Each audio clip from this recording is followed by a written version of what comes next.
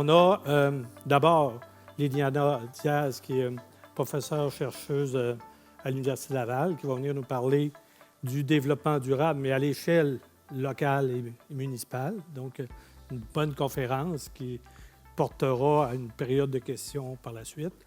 Et 2 exemples vous seront donnés de l'application concrète de ce qu'on peut faire pour venir contrer, en fait, tous les impacts que pourraient avoir les changements climatiques. Alors, on aura tout à l'heure M. Berthiol, M. Étienne Berthiol, qui nous présentera le projet du potager qui se déroule tout ici à l'arrière de Maisonneuve, et Mathieu Tremblay, qui est employé à la ville de Baie-Saint-Paul comme ingénieur, qui a été à la charge d'un projet de biomasse, de construction d'une chaufferie à la biomasse. Alors, dans les prochaines minutes, là, on passera à eux la parole, mais pour commencer, Madame Diaz, si vous voulez, on vous donne les 30 prochaines minutes là, pour vous présenter votre conférence. Merci beaucoup, M. Bouchard. Bonjour tout le monde. Alors, je suis vraiment très heureuse d'être ici. Je remercie aux organisateurs, tous ceux qui sont là aussi à la télé, Lucane qui nous écoute parce qu'elle a organisé ces 2 belles journées et je pense qu'on a vraiment eu de très belles discussions, que ça poursuit l'élan que la municipalité a depuis plusieurs années et je suis vraiment très heureuse de pouvoir vous voir et de voir plusieurs visages que j'avais déjà rencontrés depuis les derniers mois, par Zoom évidemment, pour commencer à développer une collaboration qu'on espère qui va être très, très fructueuse pour les prochaines années. Et donc, je vais vous présenter le cadre avec lequel on souhaite travailler à partir de maintenant avec la ville de Baie-Saint-Paul. Alors, merci tout le monde. Aujourd'hui, je vais vous parler des objectifs de développement durable. Donc, c'est une appellation, ça concerne un cadre qui a été approuvé, adopté par les 193 pays membres des Nations unies, mais qui n'est pas uniquement en cadre international, qui est surtout quelque chose qui doit se traduire par des actions locales. Et c'est de ça que je vais vous parler. Comment, à Baie-Saint-Paul, plus concrètement, on peut poursuivre les actions qui ont été amorcées avec l'Agenda 21 et comment on peut aller vers quelque chose qu'on pourrait appeler l'Agenda 21 2.0, où d'autres dimensions ont été intégrées et certaines précisions ont été apportées sur comment on pourrait arriver à accélérer les processus en cours. Donc, je vais commencer. Ça, c'est à peu près mon plan pour les prochaines minutes. 3 parties pour vous expliquer donc au début comment on est passé de l'Agenda 21 à ce qu'on appelle l'Agenda 2030, ces objectifs de développement durable. Comment nous, on travaille à l'Université Laval. Donc, c'est l'Institut en environnement, développement, société dont je fais partie. Je vais vous présenter notre approche et le travail qu'on réalise. Et finalement, comment on fait pour traduire ce cadre international dans des cibles plus spécifiques à l'échelle locale.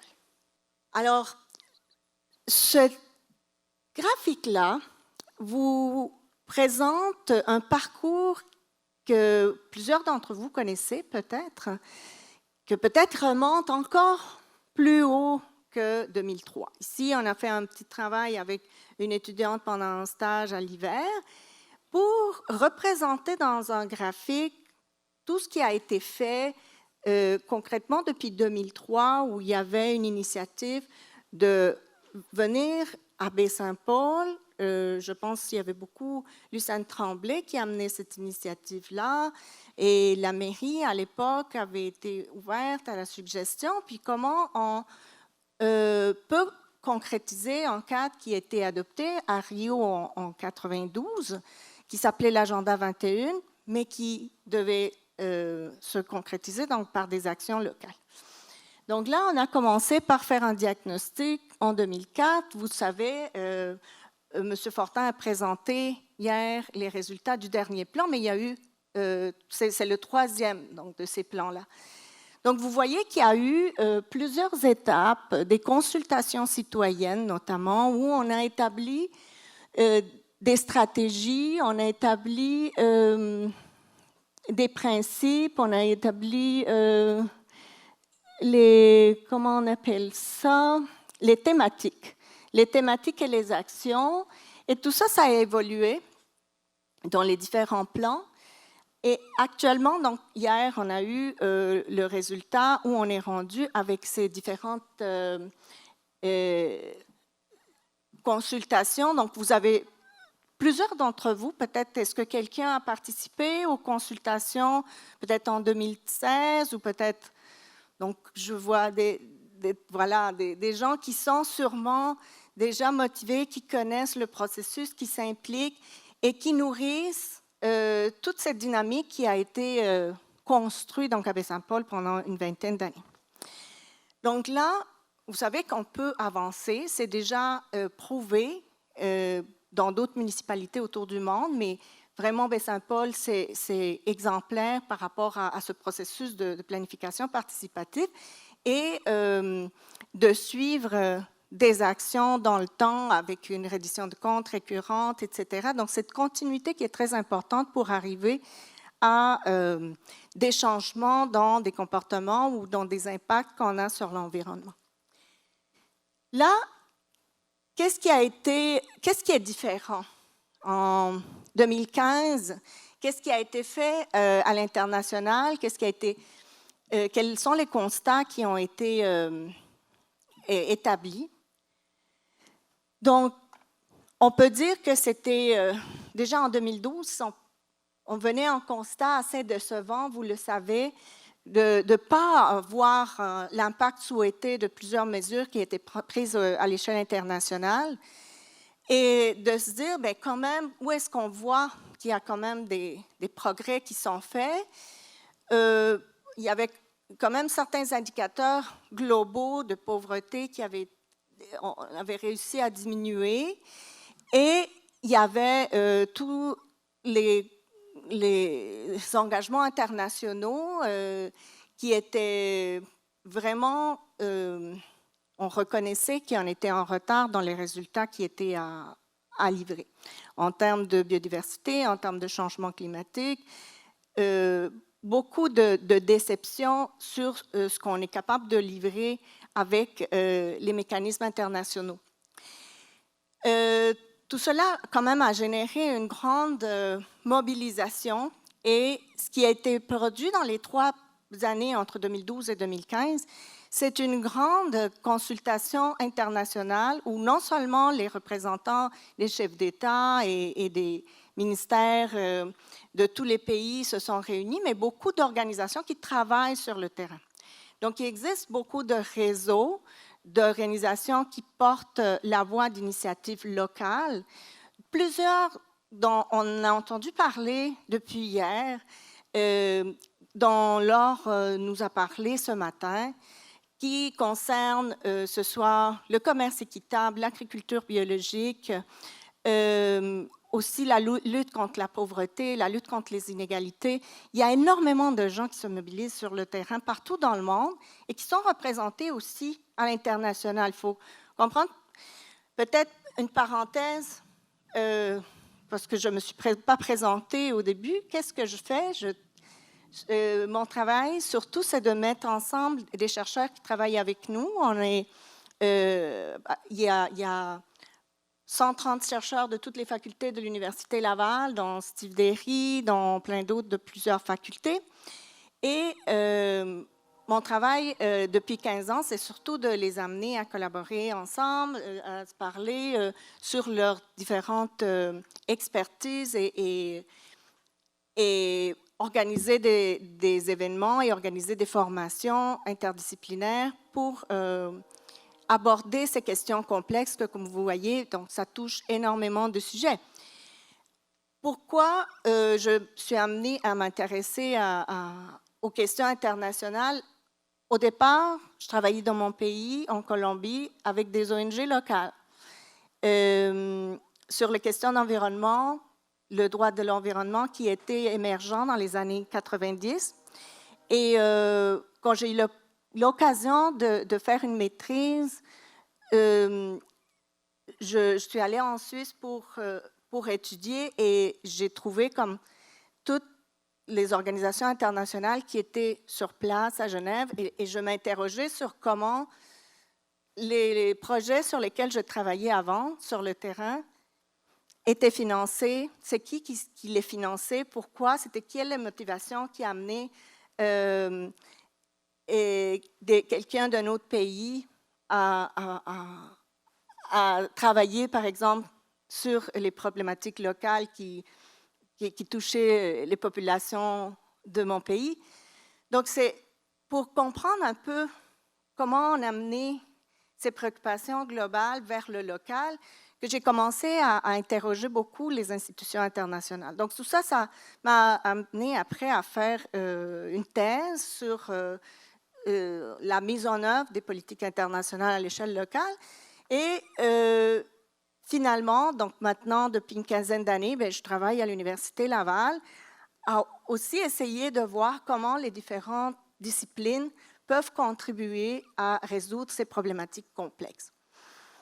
Donc, voilà qu'en 2015, pour revenir à mon histoire, on se retrouve face à un cadre qui a été élaboré, comme je vous disais, par toutes ces organisations qui sont représentées à l'international. Après, il y a eu des consultations, des tables de travail multipartites avec des tables tournantes entre pays. Donc, c'était quand même un processus de négociation assez innovant à ce niveau.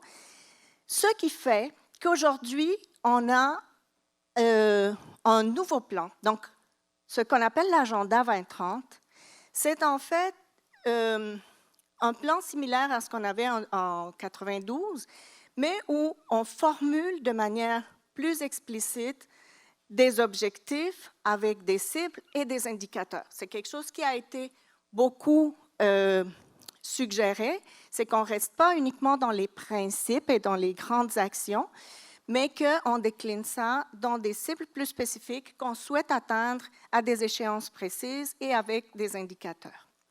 Donc, on a 17 objectifs. Vous avez une belle iconographie qui est peut-être va vous interpeller. Vous allez voir ça à d'autres moments. Nous, on a trouvé qu'il y a beaucoup de matériel, surtout en anglais. Donc, on travaille beaucoup à développer du matériel en français, puis sur notre site, il y a certains outils que je vais vous présenter tantôt qui peuvent aider à mieux comprendre de quoi il s'agit. Mais vous voyez que quand on parle de développement durable, on ne reste pas uniquement avec ce qu'on appelle le volet environnemental. On ne reste pas uniquement avec les enjeux de changement climatique, de l'eau, de la biodiversité. Ils sont là. Mais on a aussi, puis là, je vais utiliser mon pointeur. Oui, est-ce que vous voulez? Bon. Donc, on a certains objectifs qui concernent là spécifiquement changement climatique. Il y a la biodiversité aquatique ou biodiversité terrestre aussi. Mais il y a aussi des aspects institutionnels parce qu'il y a quand même des bases pour pouvoir fonctionner, pour développer des politiques à long terme. On a besoin d'institutions stables, on a besoin d'institutions transparentes, on a besoin d'une démocratie. On est chanceux ici, on vit dans une démocratie. Il faut la défendre, il faut toujours la faire avancer, mais il y a d'autres endroits dans le monde dont tout ça est à construire aussi. Donc, c'est des éléments nécessaires pour que les autres objectifs puissent être atteints. Et on a beaucoup d'aspects qui touchent les inégalités qui ont été soulevés ce matin. Il y a la question de la sécurité alimentaire, il y a la question de la santé, l'accès à la santé, mais il y a aussi l'éducation comme un pilier qui permet de justement être capable d'appréhender tous ces sujets complexes dont on a discuté, parce qu'on voit c'est-à-dire que, bon, je ne reprendrai pas beaucoup de discussions qu'on a eues, mais on voit tous les liens qu'on peut maintenant comprendre entre les changements climatiques, les impacts sur la sécurité alimentaire, sur la santé, sur la disponibilité de l'eau ou même les impacts de tous des aléas climatiques sur la sécurité même, c'est-à-dire les désastres environnementaux donc, peuvent causer toutes sortes de problèmes. Donc, c'est des effets boule de neige puis des problématiques complexes dans leurs effets, mais aussi dans leur causalité. Alors, l'éducation, ça ne peut pas être un privilège uniquement pour certaines personnes. Il faut aussi ouvrir l'éducation, la rendre accessible à tout le monde et tout au long de leur vie. Donc, c'est aussi ce qui dit cet objectif sur l'éducation. Et à l'université, c'est quand même quelque chose qu'il faut considérer. Donc, donner un rôle aux universités de rendre l'information accessible, rendre la formation beaucoup plus ouverte. Ça m'amène à peut-être vous mentionner qu'on développe des formations en ligne gratuites. On a notamment un cours qui est offert chaque année sur les enjeux du développement durable. C'est complètement ouvert, gratuit, en ligne. Et ça permet, jusqu'à maintenant, on a comme 20 000 participants depuis 2015 que le cours existe. C'est une des manières, mais ce n'est pas la seule. Comme les universités peuvent contribuer justement à rendre ces connaissances beaucoup plus accessibles et ne pas justement penser que c'est un privilège pour ceux qui ont la possibilité d'aller à l'université. On a besoin de participer de manière éclairée dans ces décisions et nécessairement, donc, l'éducation va être un facteur qui va permettre de changer certains comportements, certaines manières de prendre des décisions également. Donc, vous pouvez... je vais vous donner quelques éléments parce que je sais que ça peut paraître un peu trop vaste et c'est ce qui arrive souvent. On voit ça, on ne sait pas par où commencer. On a 17 objectifs, on a 169 cibles parce que chaque objectif a entre 5, 6 ou 10 cibles associées.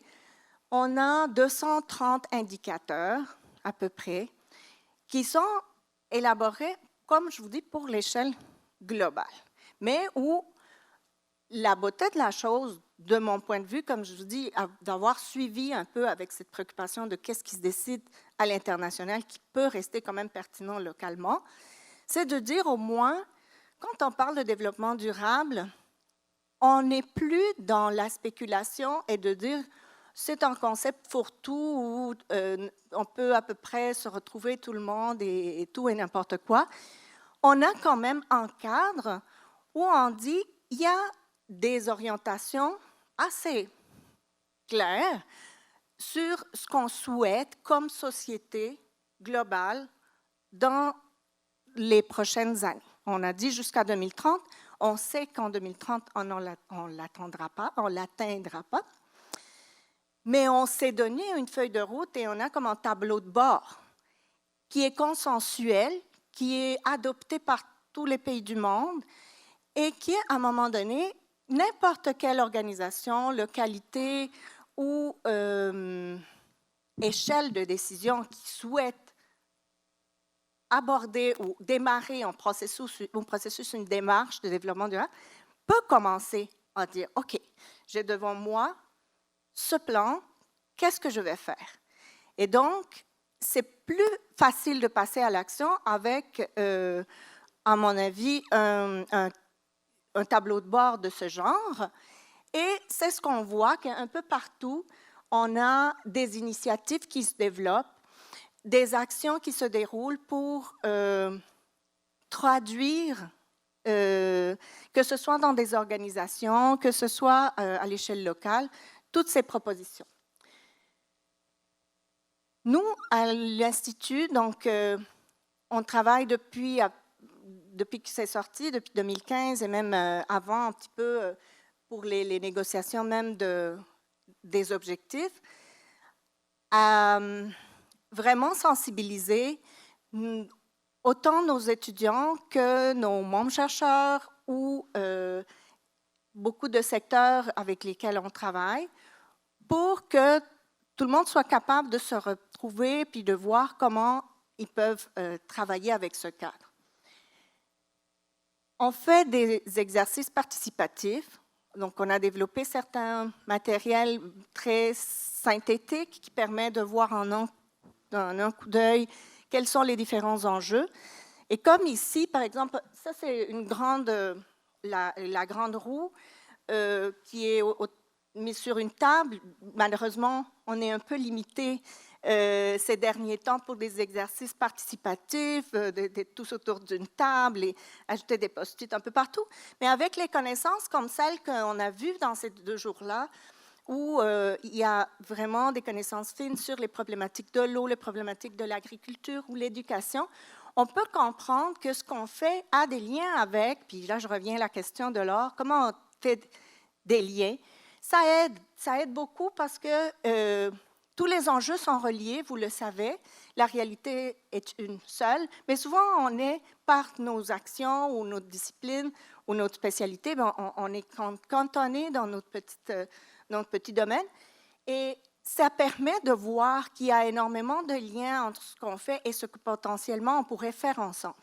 Donc, c'est des exercices de co-construction qui passent d'un diagnostic local par une mobilisation d'idées où on invite des chercheurs et des spécialistes et des intervenants et des professionnels de tous les milieux.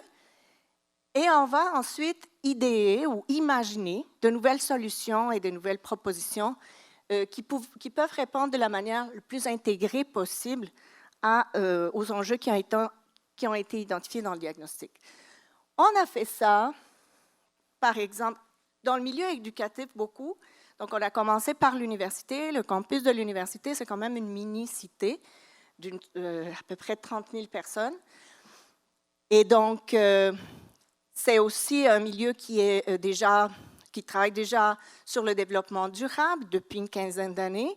Mais il y a toujours manière d'aller plus loin, parce que ce n'est pas uniquement dans les opérations de l'université, dans l'énergie du bâtiment ou le recyclage ou la gestion du campus qu'on peut faire des choses, mais encore beaucoup plus loin avec les étudiants, avec la formation et aussi sur le territoire sur lequel l'université est implantée. Donc, cette démarche-là a fait comme avancer ou, si vous voulez, élargir un peu toute la stratégie développement durable qui était établie et la nouvelle stratégie donc, va rejoindre d'autres préoccupations et d'autres actions un peu plus larges. Ici, on a travaillé avec des commissions scolaires et il y a eu un guide qui a été produit. Le guide à l'intention des commissions scolaires et des établissements scolaires qui est sur notre site. Vous pouvez aller le consulter directement. Et ça, c'est un autre outil qu'on a. Donc, autour de la table, chaque personne peut avoir, puis j'ai amené quelques exemplaires si jamais ça peut intéresser quelqu'un, peut-être de s'attarder. Vous avez les 17 objectifs avec les 169 cibles, c'est-à-dire les cibles qui correspondent à chaque objectif, résumés, pour avoir, comme je vous dis, dans un coup d'œil, bon, de quoi on parle quand on parle de développement durable? C'est gros, c'est ambitieux, mais au moins on sait de quoi on parle. Donc, ça, c'est les outils avec lesquels on travaille essentiellement. Là, ça, c'est à la Ville de Québec. On peut prendre un secteur spécifique. Nous, on travaille beaucoup dans la localisation vraiment physique avec des cartes, avec, vous voyez ici, donc on a des cartes vraiment pour localiser les actions qu'on mène. Et on fait souvent des parcours, on fait toujours en fait dans nos démarches, de s'approprier les lieux physiques. Comme ici, on parlait de la source d'eau magique, fantastique, unique en Amérique du Nord. je verrais tellement en parcours à la ville de Baie-Saint-Paul pour sensibiliser les touristes à aller visiter le lieu ou qu'est-ce qu'on peut voir de ce lieu à un endroit précis et expliquer tout ce que ça représente. Pas seulement du point de vue physique, géologique, naturel, mais associé aux informations, par exemple, que Steve nous a amenées ce matin et comment il faut commencer à prévoir à long terme nos impacts, nos consommations, etc. Donc, c'est le type de choses qui peuvent après amener à des actions de sensibilisation ou d'intervention directe. Donc, ça, c'était à la Ville de Québec et il me reste très peu de temps, mais je vais vous expliquer rapidement comment on fait concrètement pour passer donc d'une cible qui est définie à l'échelle globale et que finalement on ne s'applique pas tout à fait, ou comment on fait pour que ça s'applique au contexte local et quel est l'objectif finalement de tout cet exercice. Donc, l'exemple que je vais vous donner, c'est à partir d'un travail qui a été fait dans une école d'été qui s'est terminée le mois dernier. Il y a un groupe, c'est une école d'été organisée par le CIROT, le Centre interdisciplinaire de recherche sur l'opérationnalisation du développement durable, qui regroupe des chercheurs, donc, qui était dirigé d'ailleurs avant par Laure Varidel, et qui regroupe des chercheurs. Là, c'est de plusieurs universités, polytechniques, ETS, etc., du Québec. Donc, l'Institut est comme l'antenne du CIROD à l'Université Laval. Et nous, comme je vous disais, on est comme un regroupement déjà à l'intérieur de l'Université Laval. Donc, des étudiants ont eu plusieurs études de cas, dont Baie-Saint-Paul, qui a été présentée, donc M. Bouchard nous avait soumis, ou avait soumis aux étudiants, et cette problématique, comment on peut sensibiliser et mobiliser les différentes parties prenantes de la ville de Baie-Saint-Paul à adopter des stratégies de la gestion de l'eau plus durables et résilientes en contexte de changement climatique. Alors, l'exercice qui a été donné aux étudiants, c'était de réfléchir à cette question en utilisant, il y a eu plusieurs outils, plusieurs approches sur la gestion transformationnelle des municipalités, comment on peut imaginer une gestion locale qui amène à des changements. Et parmi ces outils, donc, il y a le cadre des objectifs de développement durable. Donc là, cette problématique-là, ils l'ont associée à certains objectifs. Il y a 5 objectifs ici qui concernent l'eau propre et l'assainissement. Donc, il y a un objectif qui couvre les deux, l'accès à l'eau et l'accès à l'assainissement, la disponibilité de sources d'eau. Tout ça est regroupé dans cet objectif. Il y a l'objectif des villes durables, villes et communautés durables, qui regroupe plusieurs des enjeux dont on a parlé ici, comme le transport collectif, comme la gestion des déchets, comme l'aménagement, comme la participation citoyenne dans la planification. Il y a plusieurs enjeux qui sont regroupés dans cet objectif. Il y a évidemment la question des changements climatiques et ses impacts. Il y a la question de la qualité, c'est-à-dire la biodiversité aquatique qui peut être affectée par la qualité des eaux qui sont déversées dans les milieux marins en bout de ligne. Et la question de la biodiversité sur Terre. Donc, ces différents objectifs ont été identifiés. Et ensuite, les étudiants vont se pencher sur les cibles. Donc, dans l'objectif qui est relié à l'eau potable et assainissement, il y a plusieurs cibles. Donc, il y a une qui concerne la qualité de l'eau. Essentiellement, donc là, on regarde qu'est-ce qui se passe dans la ville qu'on étudie. Puis là, on peut voir que la situation pour Baie-Saint-Paul est assez satisfaisante, mais qu'il reste quand même, en termes de qualité de l'eau, peut-être des actions plus par rapport au secteur agricole, par exemple. Ça, je ne vais pas entrer dans les détails du diagnostic, c'est juste pour vous donner comme exemple comment on passe d'une cible globale qui a plusieurs aspects. Par exemple, ici, on dit améliorer la qualité de l'eau en réduisant la pollution, en éliminant l'immersion des déchets et réduisant au minimum les émissions de produits chimiques, diminuant la proportion d'eau usée non traitée et augmentant le recyclage et la réutilisation sans danger de l'eau. Donc là, on sait qu'à Baie-Saint-Paul, il n'y a pas de problème d'immersion des déchets. Ça, c'est interdit. C'est peut-être pas là où il y a le problème. Il n'y a pas d'eau usée non traitée qui sont déversées. Donc, cette cible-là, si on fait une analyse pour Baie-Saint-Paul, on est assez avancé, c'est bien. Ça nous donne un portrait assez positif. Ensuite, il y a la cible qui concerne l'augmentation de l'utilisation rationnelle des ressources en eau. Alors, selon ce qu'on a discuté ce matin, c'est peut-être plus là qu'il faut qu'on se penche, et il y a déjà des actions qui sont en cours concernant spécifiquement le secteur touristique, donc l'utilisation de l'eau par le secteur touristique. Donc, il y a possibilité de venir situer le contexte, situer cette cible dans le contexte local.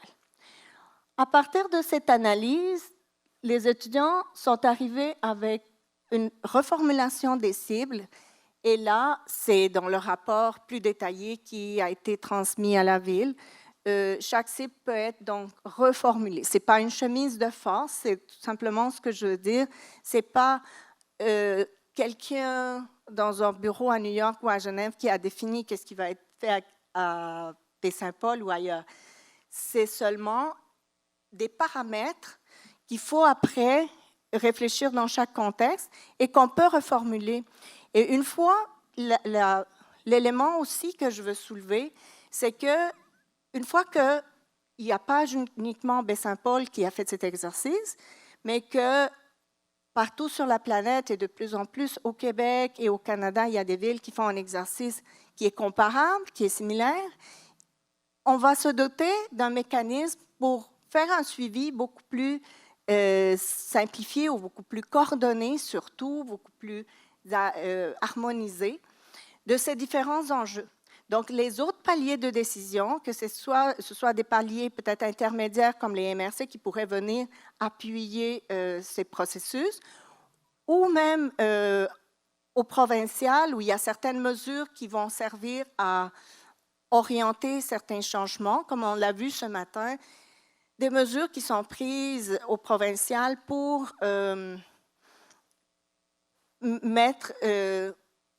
encourager les municipalités à diminuer la consommation d'eau potable.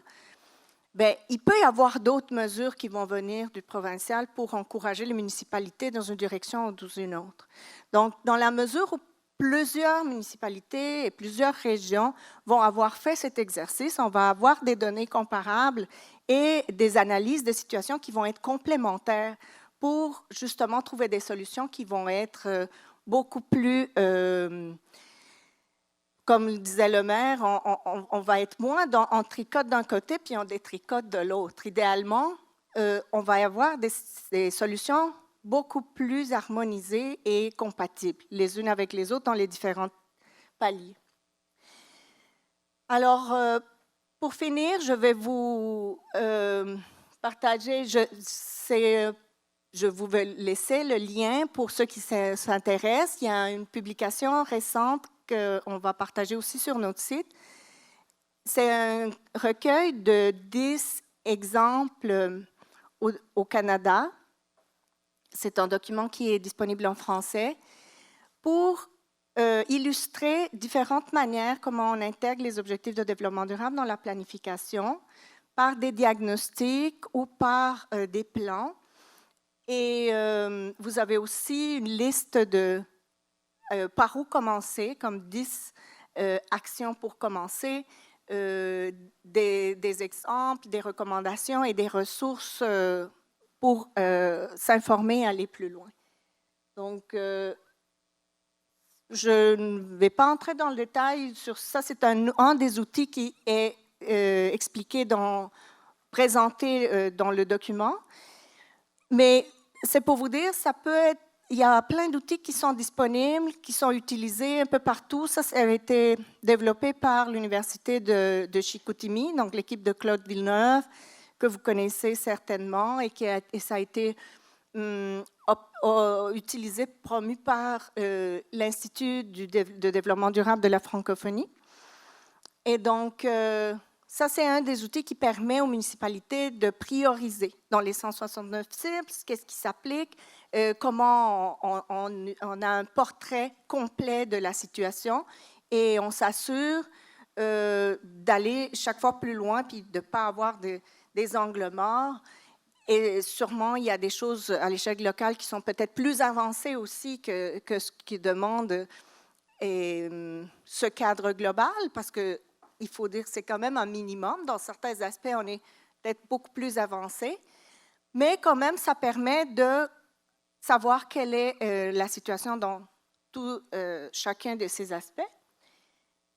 Et il y a aussi des outils qui sont développés et qui sont accessibles pour faire un suivi plus citoyen. Donc là, un de nos partenaires avait développé cette démo pour la ville de Baie-Saint-Paul sur un outil qui existe maintenant à Winnipeg, qui permet de suivre différents indicateurs. Si on a une préoccupation, par exemple, là, je vous mets, c'est la consommation d'eau potable, justement.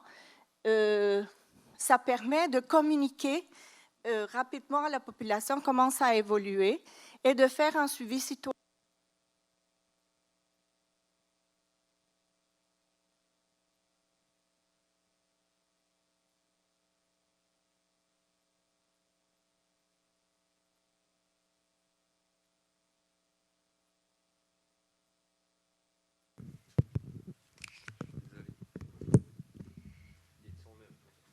Non, c'est moi qui suis désolée. Ça doit être un signe que le temps est épuisé.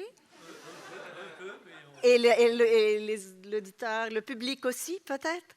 Alors, tout simplement, c'était pour illustrer donc, comment cet outil fonctionne. Puis c'est quelque chose qui pourrait être implanté à la ville de Baie-Saint-Paul ou à d'autres villes, ce qui souhaiterait donc entreprendre ce processus. Et là, voilà, donc vous avez mes coordonnées. Si jamais il y a des questions, bien, je peux avoir une petite discussion là-dessus. Merci beaucoup. C'est bon, merci. À vrai dire, vous nous avez servi un buffet dans lequel on peut aller puiser comme outil pour réfléchir, continuer d'avancer avec notre cheminement en développement durable. Alors, c'est fort intéressant. Il y a une petite période de questions. Je demanderais à M. Saint-Onge de peut-être venir la stimuler. Oui, tout à fait. Peut-être que vous n'aurez pas besoin de la stimuler beaucoup. Ça va dépendre un peu de l'auditoire. Là. Écoute, je vais y aller avec ça comme ça. Ah?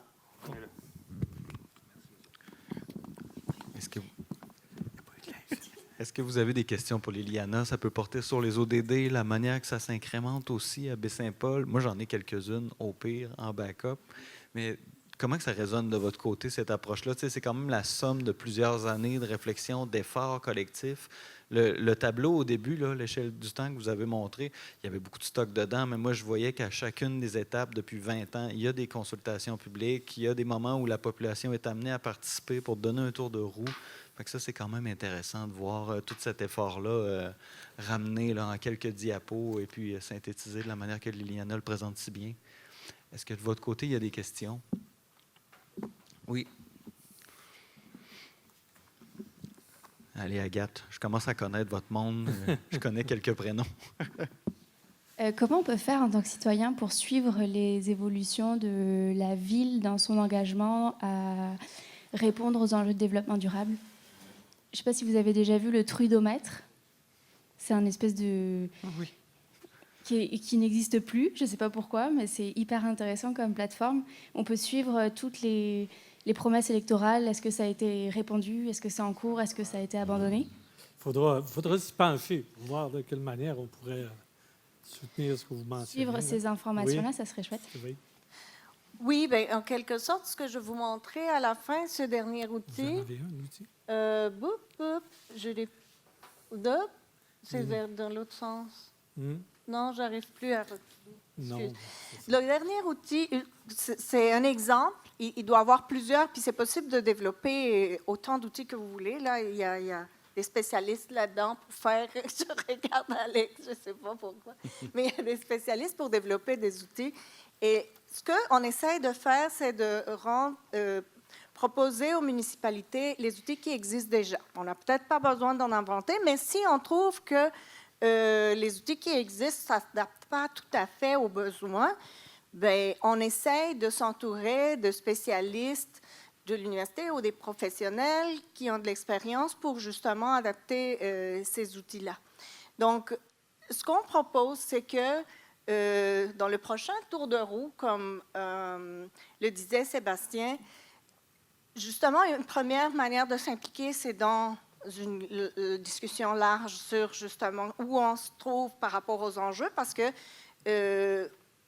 on a une information technique qui nous dit où on se place, mais peut-être le citoyen aussi a sa propre vision et ses ambitions, et on dit non, mais je pense qu'on n'est pas assez bon parce qu'on pourrait aller plus loin, parce qu'il y a certaines choses qu'on voudrait qui soient faites. Donc, cette conversation qui va probablement se faire pour un prochain plan 2022, 2000 quelque chose, 27 peut-être. Ça serait peut-être une opportunité déjà pour les citoyens. Donc, première chose, comme il y a eu déjà dans les plans précédents, sûrement, probablement, ou on le souhaite, il y en aura une opportunité de se prononcer là-dessus. Ensuite, il y a les initiatives propres des citoyens. Ce qu'on prétend avec ce type de plan, c'est que, justement, toutes les initiatives qui existent soient aussi cartographiées, répertoriées, connues par les municipalités. Et donc, diminuer peut-être le sentiment de solitude ou d'épuisement qu'il peut avoir quand ces initiatives sont portées par une seule personne qui, à un moment donné, peut abandonner, puis ça tombe à l'eau. Donc, amener ces initiatives aussi comme partie du portrait qui va être établi. Et dans ce dialogue, dans ces discussions, essayer d'avoir des mesures d'accompagnement pour que dans le plan, dans le nouveau plan, ce soit reconnu comme partie des engagements de la vie. Puis ça, c'est quelque chose qui est important. Nous, on essaie de développer une nouvelle manière, c'est comme une nouvelle gouvernance, c'est pas nous, là, mais nous, ce qu'on essaie, c'est d'observer ces changements. Parce que l'hypothèse, c'est que ça va amener à une nouvelle manière, une nouvelle gouvernance, beaucoup plus participative, dans laquelle la reddition de comptes, nécessairement, doit se faire d'une certaine manière un peu différemment. Parce que ce n'est pas uniquement des mesures qui vont être portées exclusivement par la municipalité, mais des mesures qui vont engager des actions d'autres partenaires. J'ai oublié de mentionner l'objectif 17 de partenariat, et que je sais que ça fait partie de la philosophie de gouvernance déjà ici de plusieurs années, d'amener les gens à collaborer, mais c'est que il faut que ce soit reflété dans le plan. Et donc, ça, c'est la deuxième chose, là, que des initiatives de différents partenaires soient reconnues dans le plan et suivies dans le plan. Et la troisième étape, dans la communication, effectivement, le dernier outil qui vous permet de dire, bon, il y a une graphique, comment on a progressé. Puis ça, c'est un élément, mais ce n'est pas le seul. Non, c'est vrai. Il y a à dire qu'à Baie-Saint-Paul, toutefois, là, pour ce qui concerne la reddition aux citoyens, sur l'état d'avancement de nos plans d'action, ça se fait d'une manière quand même assez répétée. D'ailleurs, hier, M. le maire faisait un portrait de l'état d'actualisation des actions qui avaient été définies dans notre plan en développement durable. Le troisième plan sur lequel on fait des redditions aux citoyens, puis avec lequel on définit le plan. Alors, c'est déjà, vous disiez tantôt, là, c'est quand même assez ancré dans notre manière de travailler les choses, mais les ODD, avec ce que vous soumettez, peut nous permettre d'aller encore plus loin dans toute cette démarche. Il y a M. le maire. Oui. Qui probablement. Juste m'intercaler une petite seconde avant vous, M. le maire. La présentation que M. le maire a faite hier va être accessible en ligne. Et puis là, vous allez avoir l'ensemble des actions qui ont été faites en développement durable et puis leur état d'avancement. Fait que ça, c'est une vision statique, mais quand même, en jour d'aujourd'hui, vous allez avoir vraiment une vision claire de ce qui a été accompli jusqu'à maintenant. Allez-y. Bon, mais ça marche, ça? Oui. C'est en suivi de tout ça, ce que je voulais amener, c'est que nous, au départ de l'Agenda 21, à chaque année, on essayait de faire justement en collaboration avec la télévision communautaire, avec TVCO, on faisait un exercice où on invitait les citoyens, mais c'était en direct, et on donnait le suivi de ce qui se passait. Et quand j'ai entendu la question tout à l'heure, c'est ça que je pensais, dire, au-delà de ce qu'on fait déjà, c'est vrai, Martin en parlait, je pense qu'on essaie là, de faire des suivis le plus possible. On devrait peut-être revenir à ça. Moi, je pense, c'est sûr que là, on a eu toute la période qu'on connaît, mais on pourrait revenir à ça parce qu'on a des outils en direct avec lesquels on peut communiquer directement avec notre population. Et ça, on pourrait le refaire là, chaque année, revenir sur le suivi. L'autre affaire, puis là, vous m'avez, Madame Diaz, vous m'avez amené, parce qu'on parlait tantôt, puis je ne sais pas, Diane Harvey, es-tu là? Elle est là, Diane. Et je ne sais pas, elle va peut-être dire que je dénature son propos, mais à la fin de l'avant-midi, on parlait justement tous les deux, puis Diane, elle me disait, hey, ça serait le fun de faire venir des gens qui ont des initiatives en développement durable, des choses intéressantes, et qu'on pourrait inclure dans nos shows, puis les faire connaître. Et ça rejoint ce que vous dites là, sur la participation citoyenne là-dedans. Oui, ce que la Ville fait, mais il y a des initiatives, puis ce qu'on se disait, c'est que souvent, il y en a plein, puis qui sont moins connues, puis qui peuvent être inspirantes, sont bien le fun pour des personnes individuellement, bien leur famille, mais qui pourraient aller beaucoup plus loin que ça et qui pourraient être très inspirantes pour les autres. Donc, je pense que cette idée-là d'avancer avec ça, c'est intéressant. Oui. Pas facile à gérer, à animer, à faire évoluer, parce que c'est toujours difficile, mais il reste quand même que je pense que cette façon de faire-là est très intéressante. Voilà. Merci beaucoup. Okay. Merci. Très apprécié. Une dernière question? Merci beaucoup, Mme Diaz, pour votre présentation. Oui, il y a les individus, mais il y a aussi tous les organismes et les entreprises. Je pense que ça t'inclut, mais souvent, on les oublie. Parce que c'est des grands... souvent, c'est déjà des milieux de vie, d'autres milieux aussi, qui ont un devoir d'influence. Alors, je mets mon chapeau de présidente de la Caisse Fleuve et Montagne, juste pour vous dire qu'il y a des organisations qui prennent vraiment à cœur. Et en termes de gouvernance, le conseil d'administration, depuis quelques années, avait l'intention d'aller plus loin au niveau du développement durable. Et depuis le printemps dernier, on a adopté une politique à l'interne en développement durable avec différents objectifs qui rejoignent un peu ce que vous avez dit. Puis ça, je pense qu'il faut le faire connaître comme entreprise aussi. Ça sert d'émulation. Vous avez parlé d'émulation. Il faut servir d'exemple. Puis il faut que ce qu'on fait à la maison, ce qu'on fait en entreprise, ce qu'on fait à la municipalité, à un moment donné, quand on le fait un peu partout, je pense que c'est ça qui fait qu'à un moment donné, ça porte fruit. Alors, c'est un exemple. Puis je sais qu'il y a d'autres entreprises aussi qui font peut-être pas des plans aussi, mais c'est pas nécessaire d'avoir 100 pages, un plan en développement durable. Puisque je disais à M. le maire ce matin, si on faisait la liste de tout ce qui se passe dans Baie-Saint-Paul, on a déjà beaucoup de choses. Mais l'idée, c'est d'aller plus loin. C'est à partir du moment où on dit, on fait ça, c'est documenté, qu'est-ce qu'on peut faire de plus? Alors, la part de tous et de toutes est importante. C'était juste ce que je voulais rajouter avec...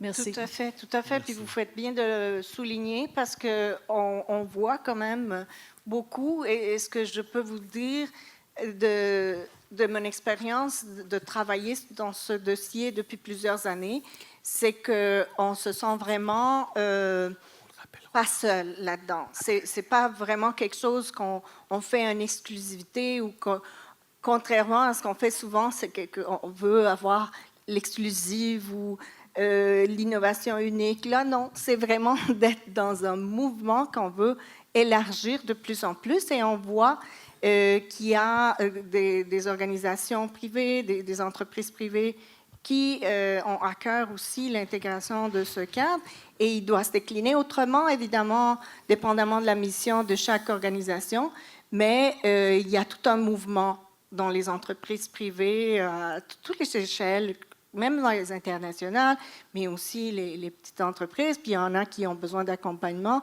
Et on essaye de mettre en place une structure à partir de ces travaux qui va permettre aussi d'accompagner des entreprises privées. Donc là, pour l'instant, on est dans le volet communauté locale.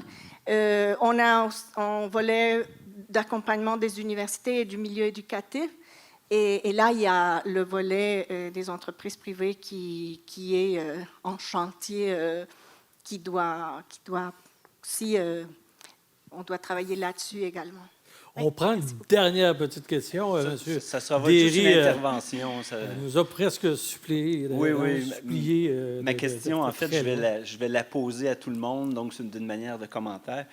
Les ODD, comme l'Agenda 21, c'est vraiment un outil formidable de mobilisateur. Ça, j'en conviens, mais je dois arriver avec mon rôle pour ramener un petit peu la critique et faire réfléchir un petit peu plus loin.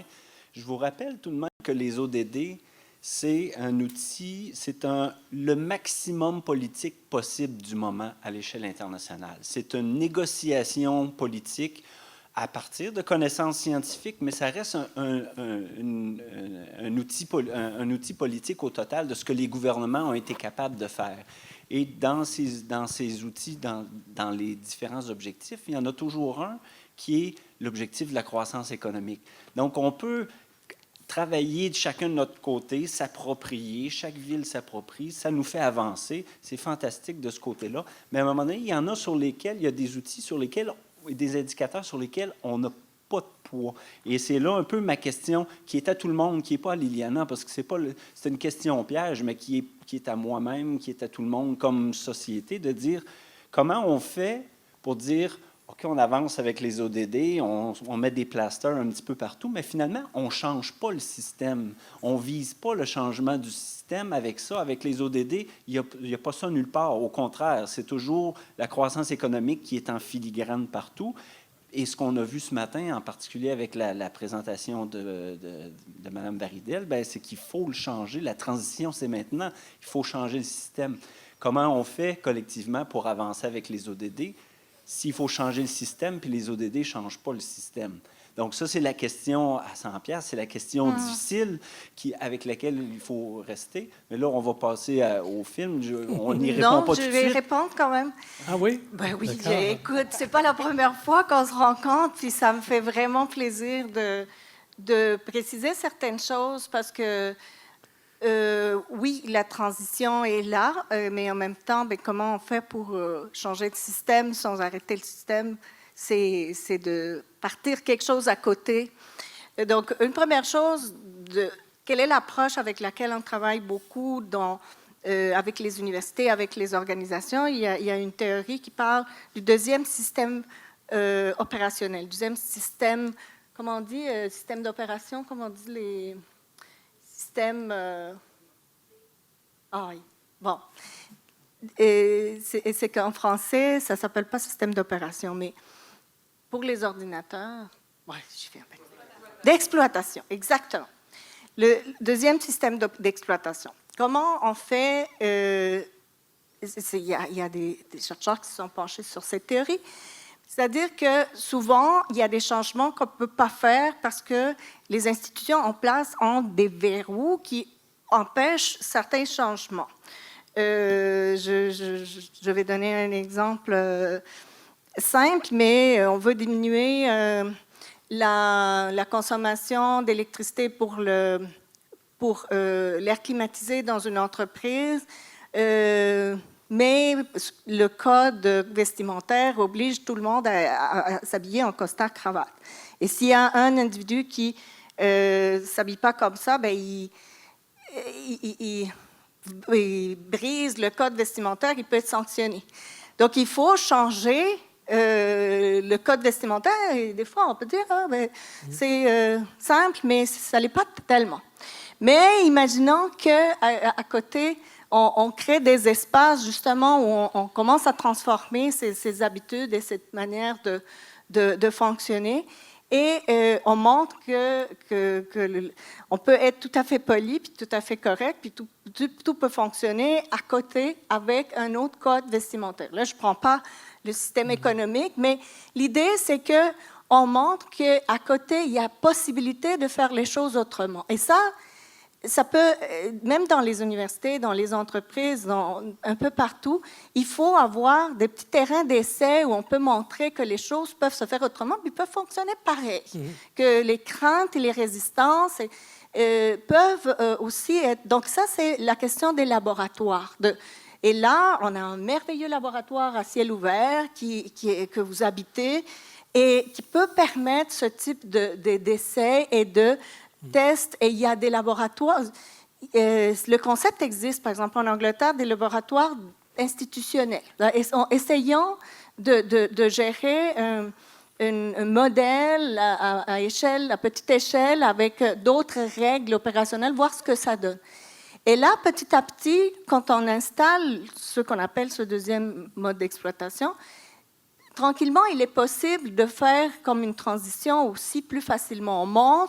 On démontre les résistances, on montre aux décideurs que c'est possible, que les risques est moindre, et c'est possible de commencer à installer un autre mode. On parlait tantôt de la gouvernance. Donc ça, c'est ce que nous, on a comme hypothèse, c'est qu'il y a possibilité de commencer à changer la gouvernance par ces différentes approches.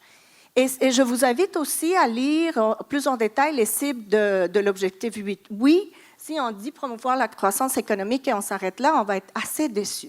Si vous creusez un petit peu plus les cibles, il y a quand même l'importance de promouvoir des politiques axées sur la conservation des ressources naturelles à long terme. Et aussi, vous trouverez des aspects dans les cibles comme limiter financer les combustibles fossiles. Donc, vous trouverez des mesures qui concernent le changement du PIB comme unique mesure de progrès.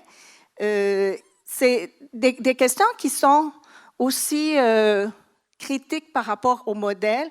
Donc, on parle de croissance, mais on prône une manière d'arriver à la croissance par d'autres moyens. Donc, ça, c'est une petite... Bien, merci. Une petite question de Steve. On voit que vous aviez de la matière pour répondre. Merci. Conférence intéressante. On a là des outils qui nous permettront de continuer d'avancer. On va passer à la projection d'une visioconférence. M. Berthold ne pouvant être avec nous, on a un petit enregistrement à vous présenter. M. Berthold, en fait, pour le bénéfice de tout le monde, il est professeur agrégé au département de géographie de l'Université Laval. Il se spécialise beaucoup dans l'aménagement durable du territoire, la conservation du patrimoine urbain et le patrimoine social. Voilà un premier exemple. On en aura un deuxième. Ça va un petit peu dans le sens des interventions qu'on avait tantôt. Il se fait des choses ici, puis c'est intéressant de les montrer et de les faire connaître davantage. Vous avez pu voir que c'est un peu particulier. On a surfé depuis hier sur deux thématiques. Vous avez pu voir, on a parlé tantôt de changement climatique puis de développement durable. C'est un peu particulier, puis certains peut-être se demanderont pourquoi, mais Ben Ki-moon, qui est l'ancien secrétaire des Nations unies, qui a été là une dizaine d'années, a dit, et c'est assez célèbre, il dit que le développement durable et les changements climatiques sont comme les deux faces d'une pièce de monnaie. Alors, c'est-à-dire qu'on ne peut pas indissocier l'un de l'autre. Et vous comprendrez pourquoi tantôt on parle de changement climatique, développement durable. Il y a beaucoup de liens à faire. C'est qu'on y va avec la conférence de M. Berthold.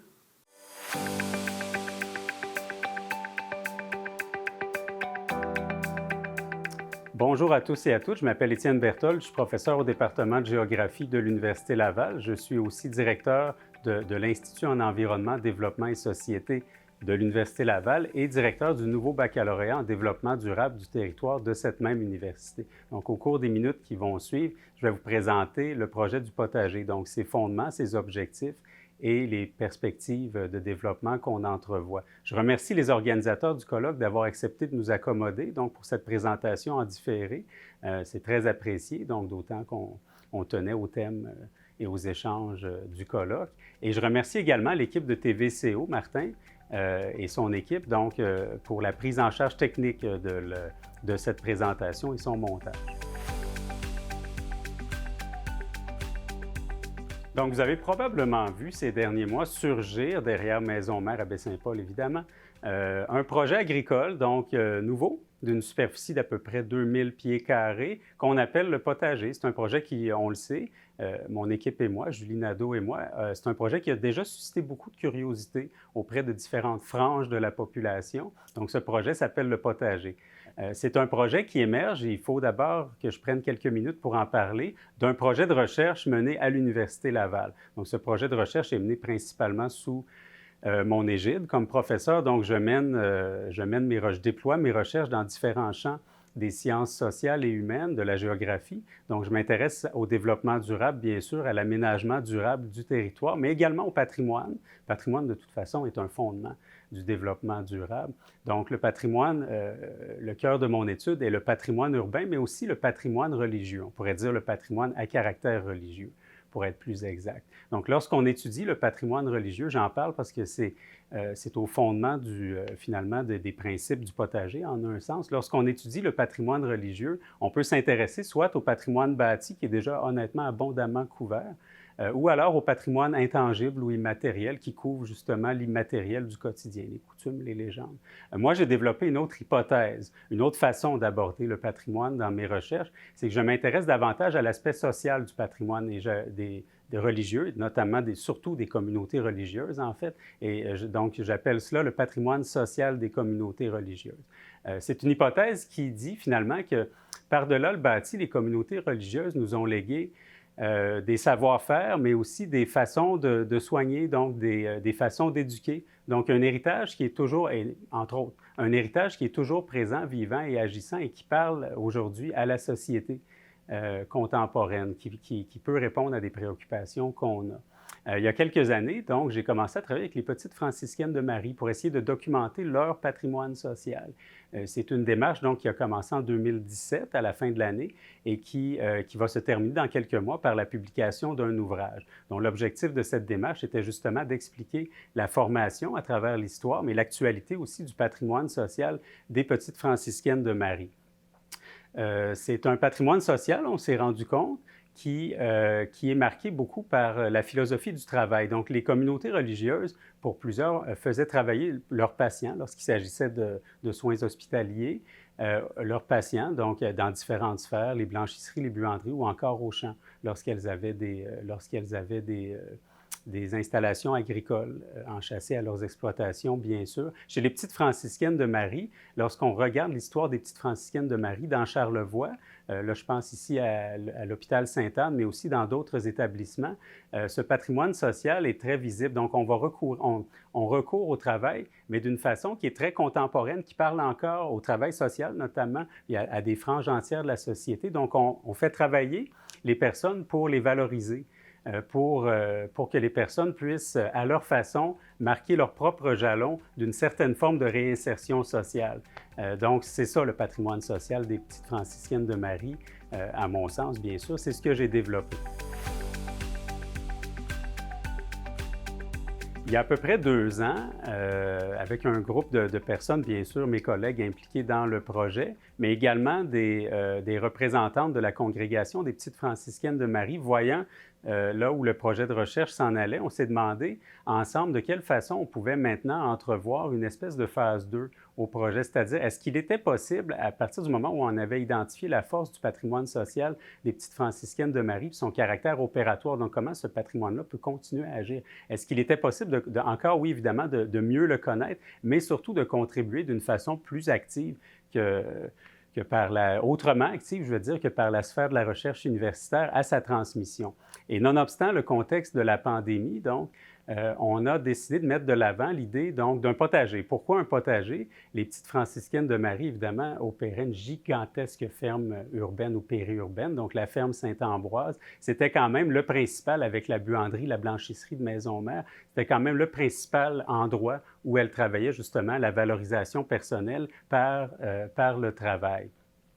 Donc, à partir de ce moment-là, on a mis de l'avant ce projet-là parce qu'on s'est dit, il y avait, en organisant bien sûr le concept enchâssé à différentes activités, il y a vraiment une façon pour nous, en mobilisant différents groupes sociaux, de voir si effectivement et de quelle façon, le cas échéant, le travail de la terre aujourd'hui peut encore créer des liens sociaux et contribuer à des formes de valorisation personnelle qui peuvent vraiment, du reste, aider des individus au moment d'hiver ou au parcours d'hiver où ils se trouvent dans leur vie. On a donc décidé, je dirais un petit peu contre vents et marées, parce que vous le savez, évidemment, j'ai rien à vous apprendre, le contexte de la pandémie ne fut pas facile pour l'émergence de nouveaux projets. On a décidé d'aller de l'avant.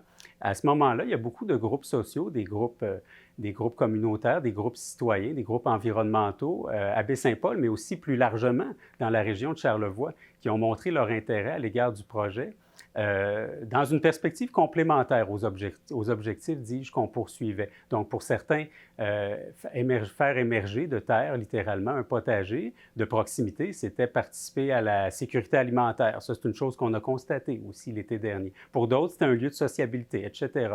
Donc, il y a eu une convergence de principes autour de la création du potager. Il y a donc quelques mois, on a décidé, avec le concours de plusieurs partenaires, d'aller de l'avant. On a fait sortir de terre, et là, je lève particulièrement mon chapeau à ma collègue Julie Nadeau, que vous connaissez plus que moi, qui est la grande horlogère, finalement, de cette conception technique. On a décidé de faire lever de terre 2 parcelles. Donc là, il s'agit ici de culture maraîchère, donc à travers une diversité quand même, de fines herbes et aussi de plantes médicinales.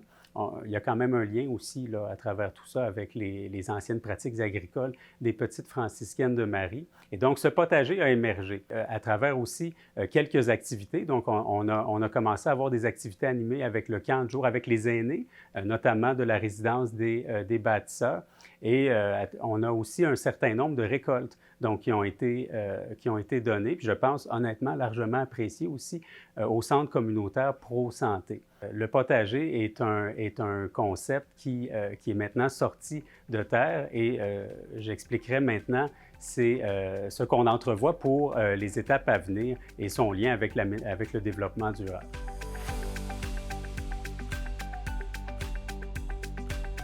Donc, au cours des années qui suivront, le potager va prendre de l'expansion. On définira ensemble, l'équipe interne, bien sûr, avec tous les collaborateurs, la direction que prendra le potager. Il y a 2 aspects qui nous semblent particulièrement importants. Donc, le premier de ceux-ci, c'est que du point de vue universitaire, parce qu'il s'agit quand même d'une infrastructure universitaire, dans son impulsion, dirais-je, du point de vue universitaire, le potager devra devenir ce qu'on appelle dans notre jargon, dans notre langage, une infrastructure de recherche. Donc, ça veut dire qu'il s'agit d'un jardin, donc qu'on va pouvoir faire évoluer, bien sûr, en fonction, disons, des besoins des chercheurs de l'Université Laval et des autres universités qui pourraient y trouver un terrain fertile au déploiement de leurs recherches. Bien sûr, idéalement, c'est là-dessus qu'on travaille, aussi des recherches qui vont répondre aux besoins du milieu local, mais aussi du milieu régional de Charlevoix. Donc, il y a différentes dimensions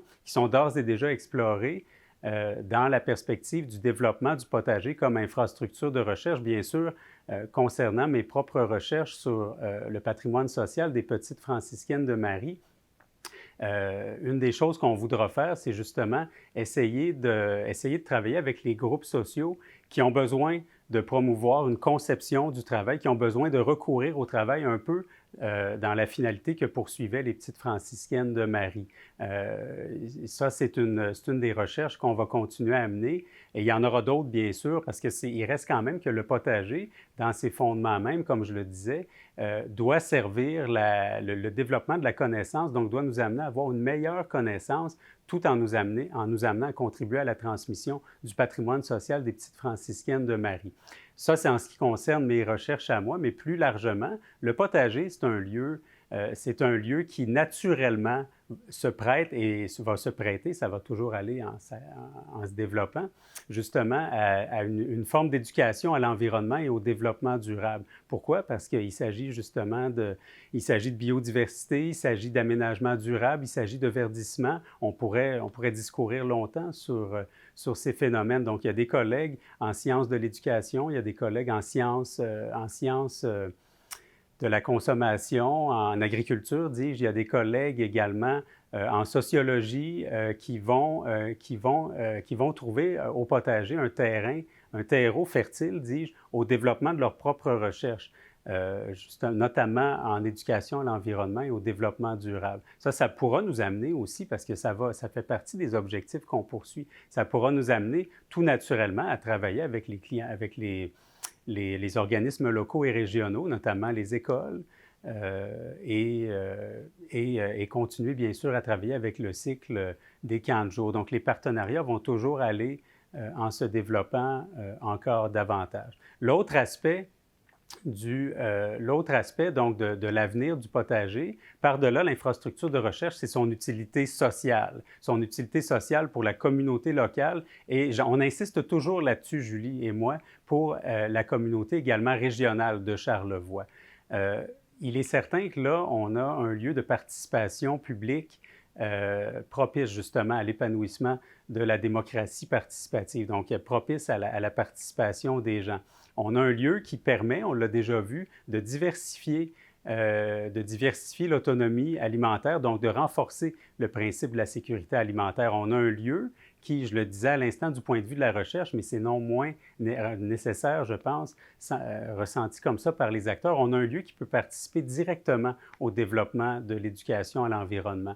Donc là, le potager sera là aussi en filigrane, je dirais, de sa mission de recherche pour développer des partenariats pour que les organismes, les regroupements associatifs et les citoyens aussi, il y aura une démarche qu'on a déjà entamée, mais qu'on va accentuer auprès des citoyens, pour que toutes ces personnes et tous ces groupes puissent être impliqués de façon très proactive dans le développement du potager, dans l'évolution de ses objectifs et même dans sa structure de gouvernance. Donc, au cours des mois qui suivront, au cours de l'année qui va suivre, l'équipe de l'Université Laval, en collaboration étroite, bien sûr, avec les partenaires locaux et régionaux, va continuer à développer le potager comme laboratoire vivant, parce que c'est de ça dont il s'agit. On fait avancer la connaissance, on répond en même temps à des préoccupations, à des besoins locaux. Et cette même équipe, donc, va continuer à développer la gouvernance du potager, de telle sorte qu'on puisse arriver à une vision, à des principes, enchâsser bien sûr un modèle d'affaires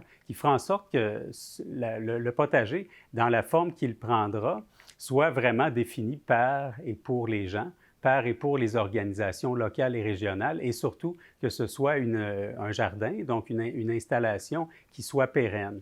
On est très content de l'accueil que le milieu local, régional nous a fait à plusieurs niveaux.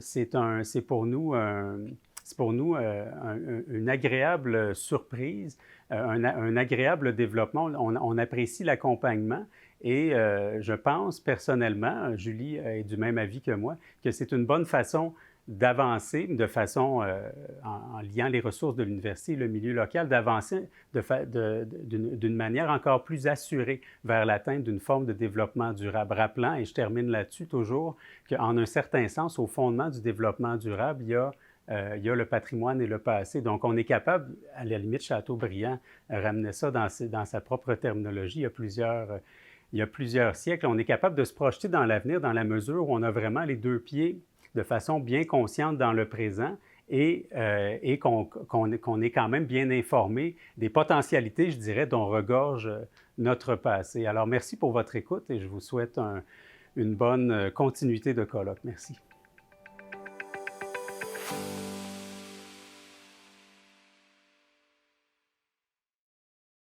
On aura une période de questions tout à l'heure après la présentation de M. Mathieu Tremblay. Seulement vous dire qu'à Baie-Saint-Paul, présentement, il y a un comité, quand même, un comité de suivi de l'Agenda 21, un comité consultatif formé par la ville. Et à ce stade-ci, ce serait important pour nous de vous les nommer parce que ce comité-là vise, bien sûr, à susciter la participation citoyenne. C'est aussi un comité qui nous conseille et nourrit dans des suggestions d'action. Puis, ce sont des multiplicateurs. En fait, ces gens-là, ils assurent aussi le rayonnement de l'Agenda 21. Alors, ils s'additionnent à M. le maire, Mme Lamy, qui était conseillère élue. Il y a Lucane Tremblay, qui n'est pas là, mais qui a travaillé fort, je le rappelle encore, sur l'organisation du colloque, et moi-même qui participons au comité. Mais, vous savez, la société civile, là, sous différents égards puis dans différents secteurs, y participe par une dizaine d'autres personnes, dont Gaétan Sirois, qui est dans le secteur économique, Sophie Brisson, Antoine Suzard et Claudia Villeneuve. Du secteur social et éducatif, on a Pierre Gagnon, Claudine Fortin, Diane Harvey, qu'on a mentionné ou qu'on a vu au micro tout à l'heure. Et dans le secteur environnemental, Daniel Groslot, Isabelle Tremblay. Et dans le secteur de la recherche, bien sûr, M. Derry, et puis Mme Laure Varidel qui y participe aussi. Alors, il reste encore de la place sur le comité. Hein, s'il y a des gens qui s'intéressent là, à participer à tout l'exercice qu'on y conduit, il y a, dans le secteur de la culture, il y a un siège de disponible. Puis, on a aussi un poste de disponible dans le social et éducatif. Puis, je pense qu'on ne se fera jamais de trop. Si jamais vous avez de l'intérêt, nous le dire. Bien sûr, ce comité-là donc, s'intéresse beaucoup au plan d'action de la Ville. Le plan d'action de la Ville comporte une cinquantaine d'indicateurs sur lesquels on vient mesurer nos progrès. Donc, c'est dire que déjà, depuis bon nombre d'années, là, cet exercice de reddition ou d'interface avec le citoyen, on cherche à le maintenir et à le soutenir. C'est que ça, c'est dit. J'inviterais peut-être M. Mathieu Tremblay, je l'ai vu à l'arrière. Ah, OK, derrière la poutre. Mathieu Tremblay, qui travaille à la Ville de Baie-Saint-Paul et qui, ici, Mathieu, ce micro t'est réservé. Alors, Mathieu est ingénieur et travaille pour nous depuis quelques temps, hein, c'est-à-dire... ça va faire presque 4 ans. Ça fait 4 ans maintenant? Ouais, 3 ans, okay. 3 ans et demi. Passé, oui, bon. Et Mathieu est souvent associé à des projets d'infrastructure et de rénovation, donc des projets majeurs. Là, et il va vous entretenir sur la centrale biomasse sous toutes ses facettes. Et voilà, aussi, dans son travail, il s'occupe de projets majeurs, mais aussi il porte une attention à tout ce qui concerne les réseaux aqueducs, égouts, et autres tâches connexes en mécanique de bâtiment, entre autres. Alors, je te laisse la parole à toi, Mathieu. Parfait, merci. Vous m'entendez bien? Excellent. Je vais remonter juste un petit peu. Donc, oui, bonjour. Mathieu Tremblay. Je suis chargé de projet à la Ville, ingénieur en mécanique. Je me suis occupé beaucoup du projet de la centrale biomasse là, depuis le moment que je suis rentré à la Ville, à peu près en 2018. Donc, aujourd'hui, je vais vous faire la présentation du projet. Ça va être une présentation quand même assez sommaire. Puis, en tout cas, je vais vous inviter à garder vos questions pour la fin, puis vous m'en poserez. On va pouvoir discuter par la suite s'il y a des points que j'ai pas, que vous voulez avoir plus de détails pour lesquels je n'ai pas été assez précis. Donc, le plan de la présentation, on va faire une petite mise en contexte, puis après ça, on va regarder le projet en soi, là, côté au niveau du volet de la conversion énergétique du bâtiment de Maison-Mère là, vers l'énergie à la biomasse. Donc, c'est la biomasse forestière, c'est un projet que la Ville a travaillé ou a réfléchi quand même depuis longtemps. J'ai marqué 2010, là, c'est à peu près, c'était peut-être un petit peu avant ou aux alentours de, là, M. Fortin pourra nous le préciser au besoin, là. Mais c'est ça, bon, moi, je n'étais pas là à ce moment-là. J'ai regardé, il s'est passé énormément de choses. Il y avait beaucoup une volonté politique au niveau municipal, mais aussi au niveau provincial de développer la biomasse forestière au Québec là, comme source d'énergie. Donc, la Ville avait fait à ce moment-là différentes études là, pour des études de préfaisabilité pour pouvoir mettre en place un projet de biomasse à Baie-Saint-Paul. un des objectifs, c'était l'utilisation du copeau de bois. Il y a des projets qui utilisent la granule, qui est une matière qui est transformée puis qui peut être achetée de l'extérieur. Pour la ville de Baie-Saint-Paul, c'était important d'utiliser du copeau de bois qui pouvait être une ressource qui venait de la région, dans le fond, donc une source d'approvisionnement régionale. Évidemment, la biomasse est considérée comme un combustible carboneutre, dans le fond, donc qui permet, quand tu substitues un combustible fossile comme le mazout, de réduire énormément tes émissions de gaz à effet de serre. Puis bon, j'ai écrit résidus de transformation brute. Ce que je voulais dire par là, c'était que l'objectif, c'était d'utiliser du bois naturel, là, non pas des résidus de construction qui pouvaient avoir d'autres contaminants dedans ou d'autres divers produits, là, mais c'était vraiment d'utiliser le bois naturel comme combustible. Ensuite est venu... le projet est resté un petit peu... je dirais, il y a eu différents bons projets et des moins bons projets un peu qu'il y a eu en biomasse dans d'autres villes, dans d'autres localités. Il y a eu, entre-temps aussi, il y avait l'ancien hôpital qui était ici, qui utilisait des grosses chaudières au mazout, puis pour lequel ça avait été discuté là, justement d'y aller vers une conversion en prenant l'hôpital comme grosse source d'énergie là, pour alimenter ou utiliser la biomasse pour la conversion la conversion de l'huile. Puis, là, l'hôpital, comme on le sait, s'est fait démolir, puis ils sont allés vers une construction neuve. Mais, après ça, en 2017, Maison-Mère a été acquis par la ville, là, puis on avait un bâtiment qui était, somme toute, en très bon état, mais au niveau des équipements de chauffage, on avait quand même des grosses chaudières à l'huile avec un système aussi électrique à la vapeur qui s'en venait désuet. Il y avait des réparations, des investissements à faire pour le garder en bon état de fonctionnement. Puis aussi, le fonctionnement de la facture énergétique associée au fonctionnement de ces équipements-là existants était quand même très élevé. Là, on parle, c'était près peut-être de 450 à 500 000 $ par année, là, juste en énergie de chauffage, électricité chauffage, là, pour le couvent ici. Fait que c'était quand même des sommes très énormes. Là. Puis, pour un projet qui était au commencement, le projet de Maison-Mère, ça devenait vraiment un gros déficit au niveau du coût d'opération. Donc, je vais vous présenter le projet. En fait, ce qui a aidé beaucoup à la mise en place ou la réalisation de ce projet-là, c'est qu'on est arrivé dans un timing où il y avait beaucoup de subventions aussi au niveau du provincial. Fait qu'on est allé chercher, et du fédéral, on est allé chercher 2 subventions provinciales puis une subvention fédérale là, qui a permis de réduire considérablement les investissements que la ville avait à faire là-dedans. Pour l'approche globale, si on veut, du projet qui a été développé, ça a été de travailler sur 2 fronts. Dans le fond, oui, la conversion énergétique, on va le voir tantôt, mais aussi d'établir puis de mettre en place des mesures en efficacité énergétique dans le bâtiment de Maison-Mère. Donc, objectif premier, réduire la consommation d'énergie dans le bâtiment.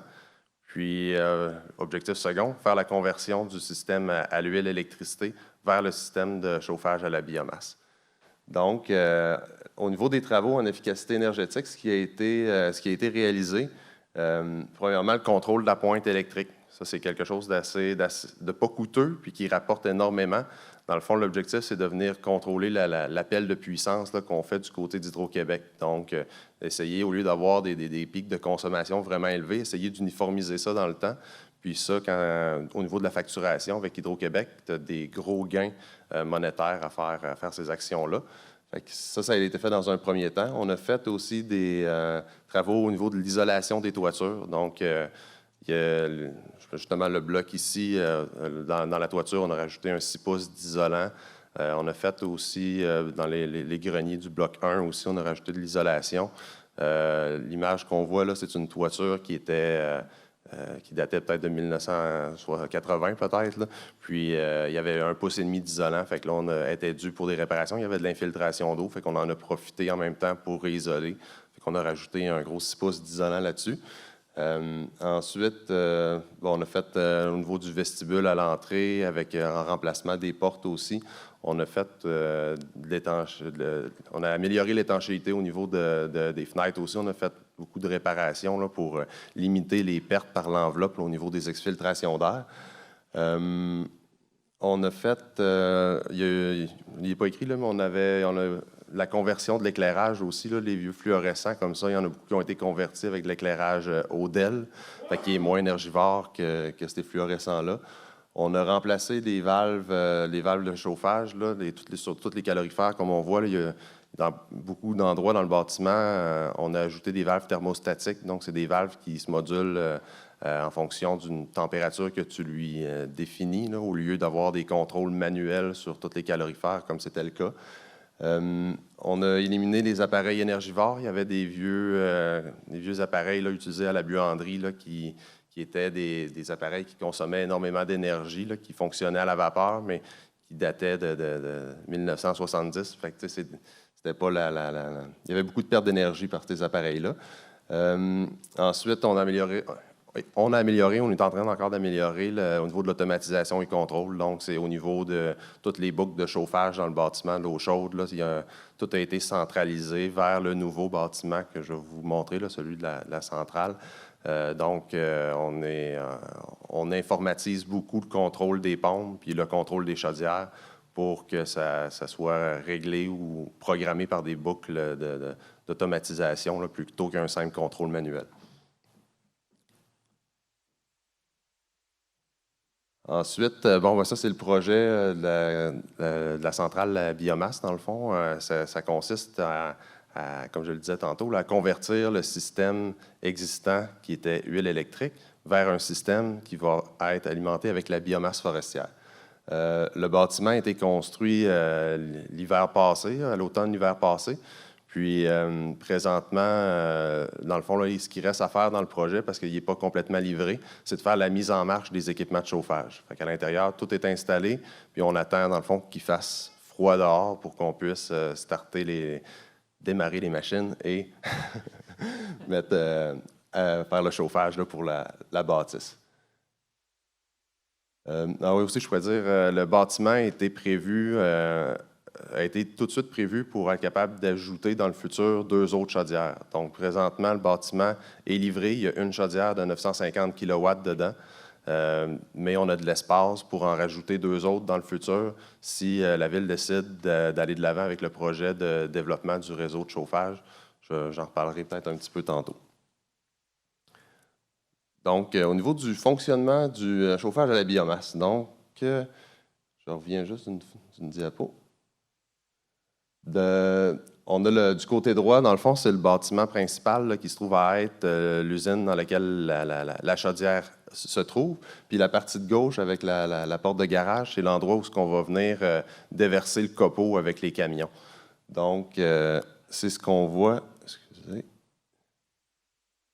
C'est ce qu'on voit ici dans l'image de gauche complètement. Là, ça se trouve à être l'endroit où on va venir déposer le copeau de bois. Ensuite, c'est un système avec des vérins hydrauliques là, qui déplacent le copeau, va l'amener avec une série de vis sans fin vers l'appareil de chauffage qui est la photo de droite en haut, la chaudière. Fait que la chaudière, le copeau rentre par le bas, puis c'est de la combustion, dans le fond, tu as réellement du feu là-dedans, puis ça va chauffer de l'eau qui circule dans des serpentins dans la partie du haut.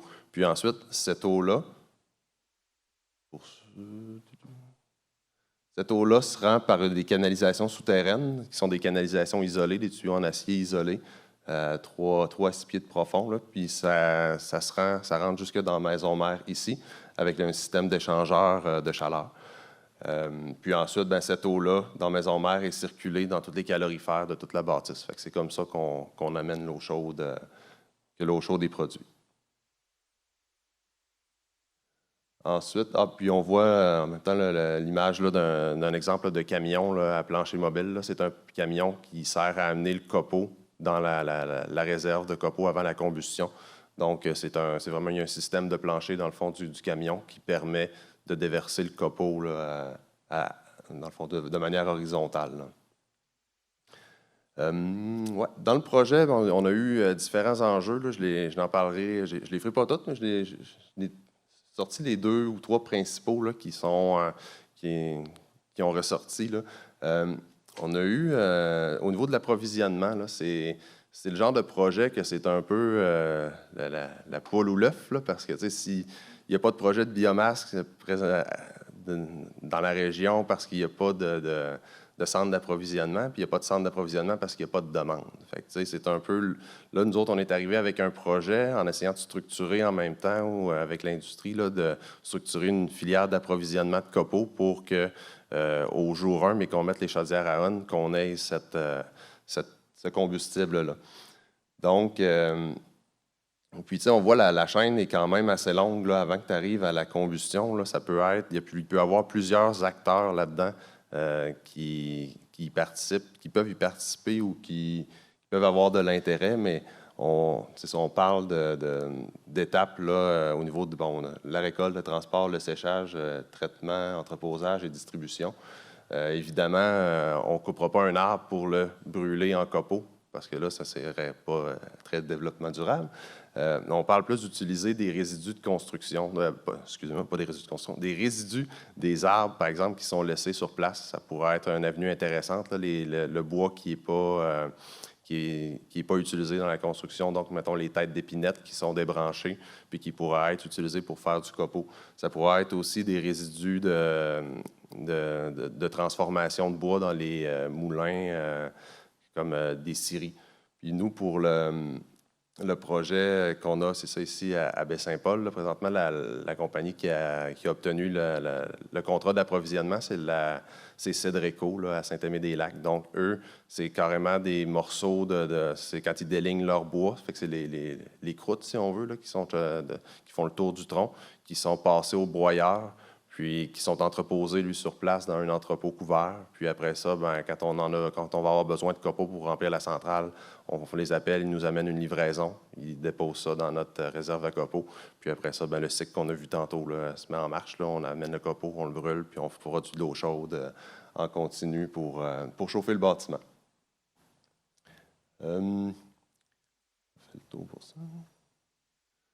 Deuxième enjeu qu'il y avait, évidemment, c'était au niveau de la localisation.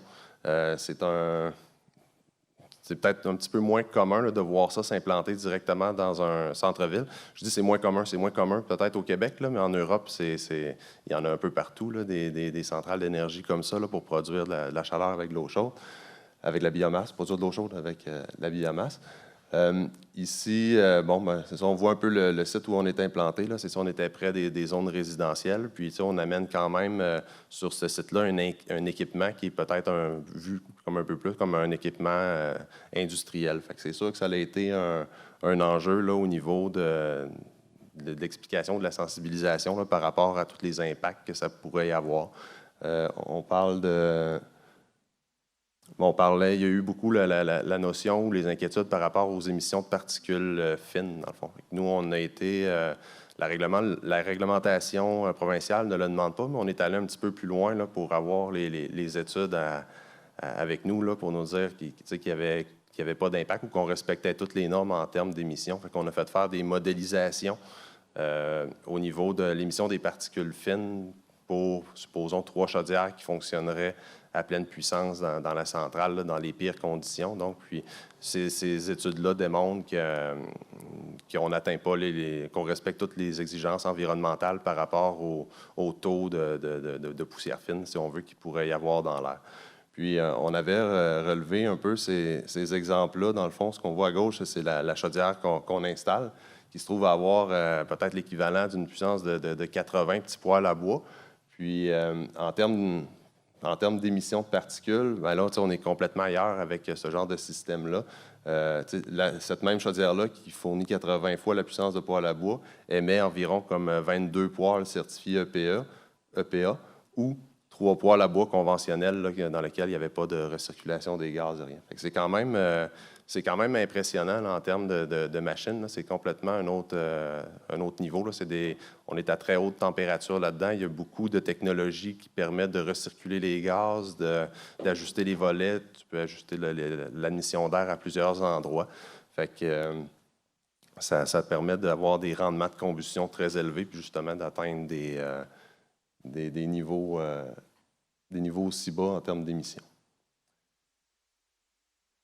Un aspect qu'on avait dans le projet aussi, qu'on a c'est un projet au niveau du développement durable déjà pour aller convertir un système de mazout vers un système de mazout et électricité vers un système à la biomasse. Mais on est allé un petit peu plus loin. Là. On est allé avec le ministère de la Faune, Forêt et Parcs là, sur un programme qui s'appelle Vitrine de démonstration technologique, une solution innovante en bois.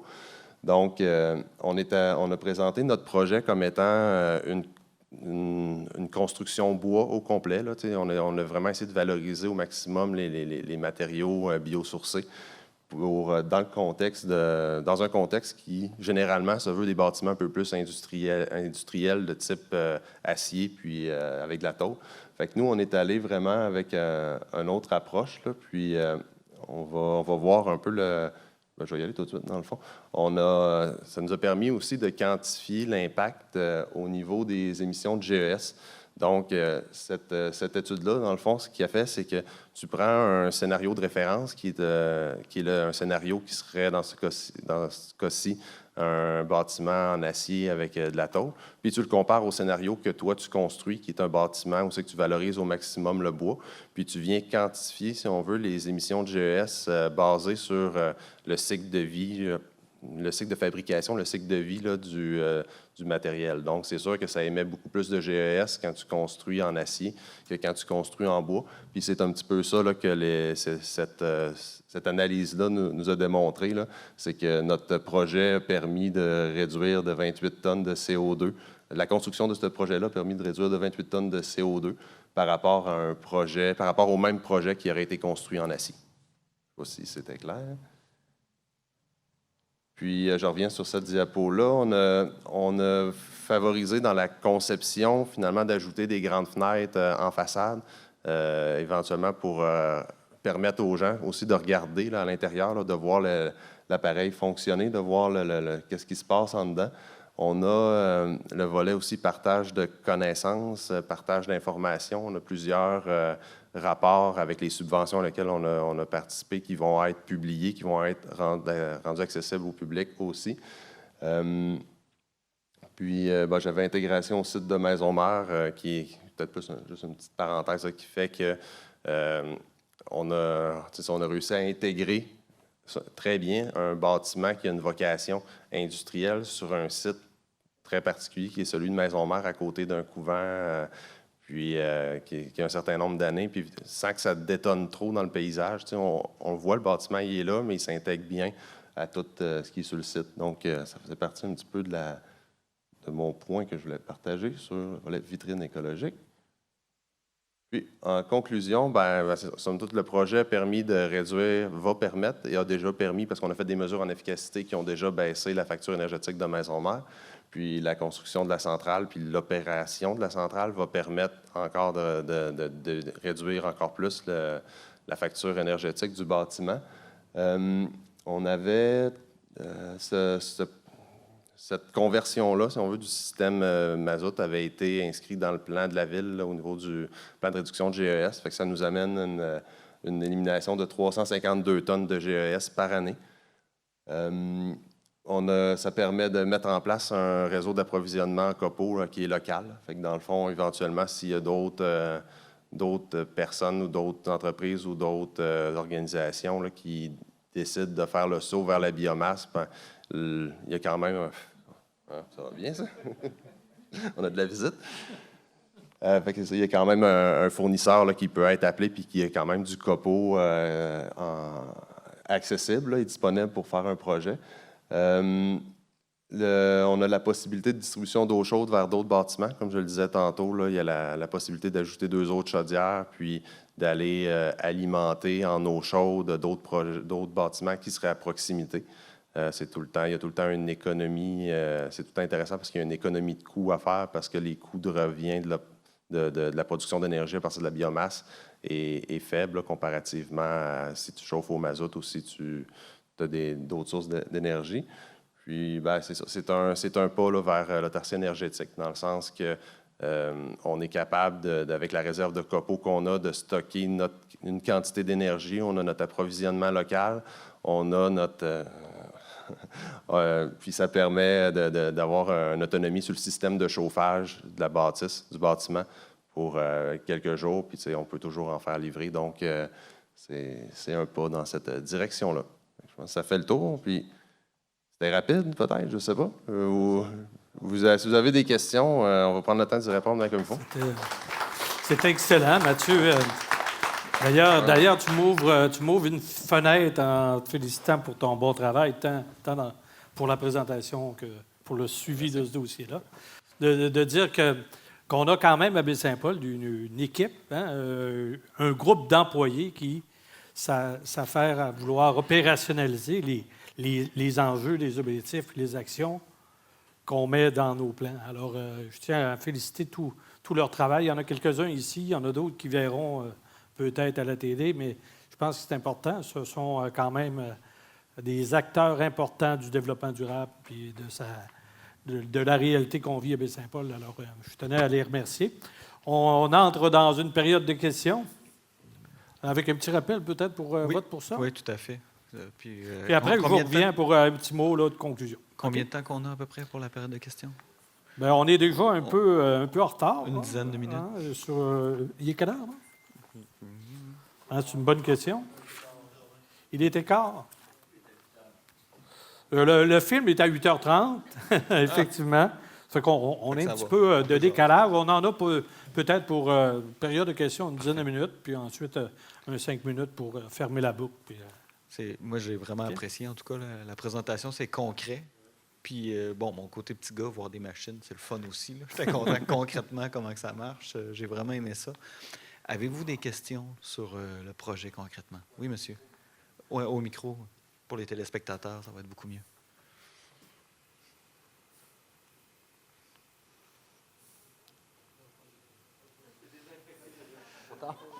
On l'enlève au micro ou on le met? Vous l'enlevez si vous voulez. Comme vous êtes à l'aise. Après, on désinfecte le micro, alors il n'y a pas de problème. Bonjour, mon nom est Serge Gauvin. J'aimerais féliciter Mathieu pour sa présentation. C'est un jeune de Baie-Saint-Paul là, qui travaille pour la municipalité. C'est intéressant, puis il fait un bon travail. Moi, je suis dans le domaine forestier, là, comme plusieurs le savent. Et je voulais en profiter justement pour ramener un point que je n'avais pas pu parler hier concernant la foresterie. On a parlé hier d'un problème là, qui est au niveau des changements climatiques, la déforestation, qui est souvent apportée comme si c'était chaque fois qu'il se fait de la coupe de bois, que c'est de la déforestation. Là. Il y a un peu de confusion à ce niveau-là. Et autant au niveau agricole, comme on a parlé ce matin, des fois qui est comme dévalorisé. Je voulais ramener un petit peu ce point-là. Voyez-vous, actuellement, le bois, en fait, on sait que c'est des puits de carbone. Quand les arbres poussent, ils séquestrent le carbone, qui après, on peut utiliser justement pour faire des constructions qui vont être durables et qui ont moins d'impact d'empreinte carbone, en fait, comme Mathieu l'a souligné tantôt. Avec la construction qui a été réalisée, on a réduit l'empreinte carbone qu'on a dans la construction. C'était juste simplement peut-être pour apporter ce point-là que la foresterie peut être bien faite encore et que, en fait, quand il se fait de la coupe forestière dans Charlevoix ou ailleurs, c'est différent un peu de ce qui se fait dans la forêt tropicale humide, entre autres. C'est-à-dire que c'est fait pour faire de la culture et c'est brûlé. Il y a beaucoup de feux qui sont faits justement pour pouvoir faire de l'agriculture. Alors qu'ici, c'est rarement le cas quand on fait du déboisement, on fait de la coupe forestière. Soit c'est reboisé, mais plus souvent qu'autrement, c'est la régénération naturelle qui s'installe, qui est en abondance. Dans toute ma carrière, j'ai rarement prôné le reboisement parce que la régénération naturelle est tellement abondante que des fois, on fait des chemins forestiers, qu'on enlève toute la végétation, tout le sol minéral pour faire un chemin.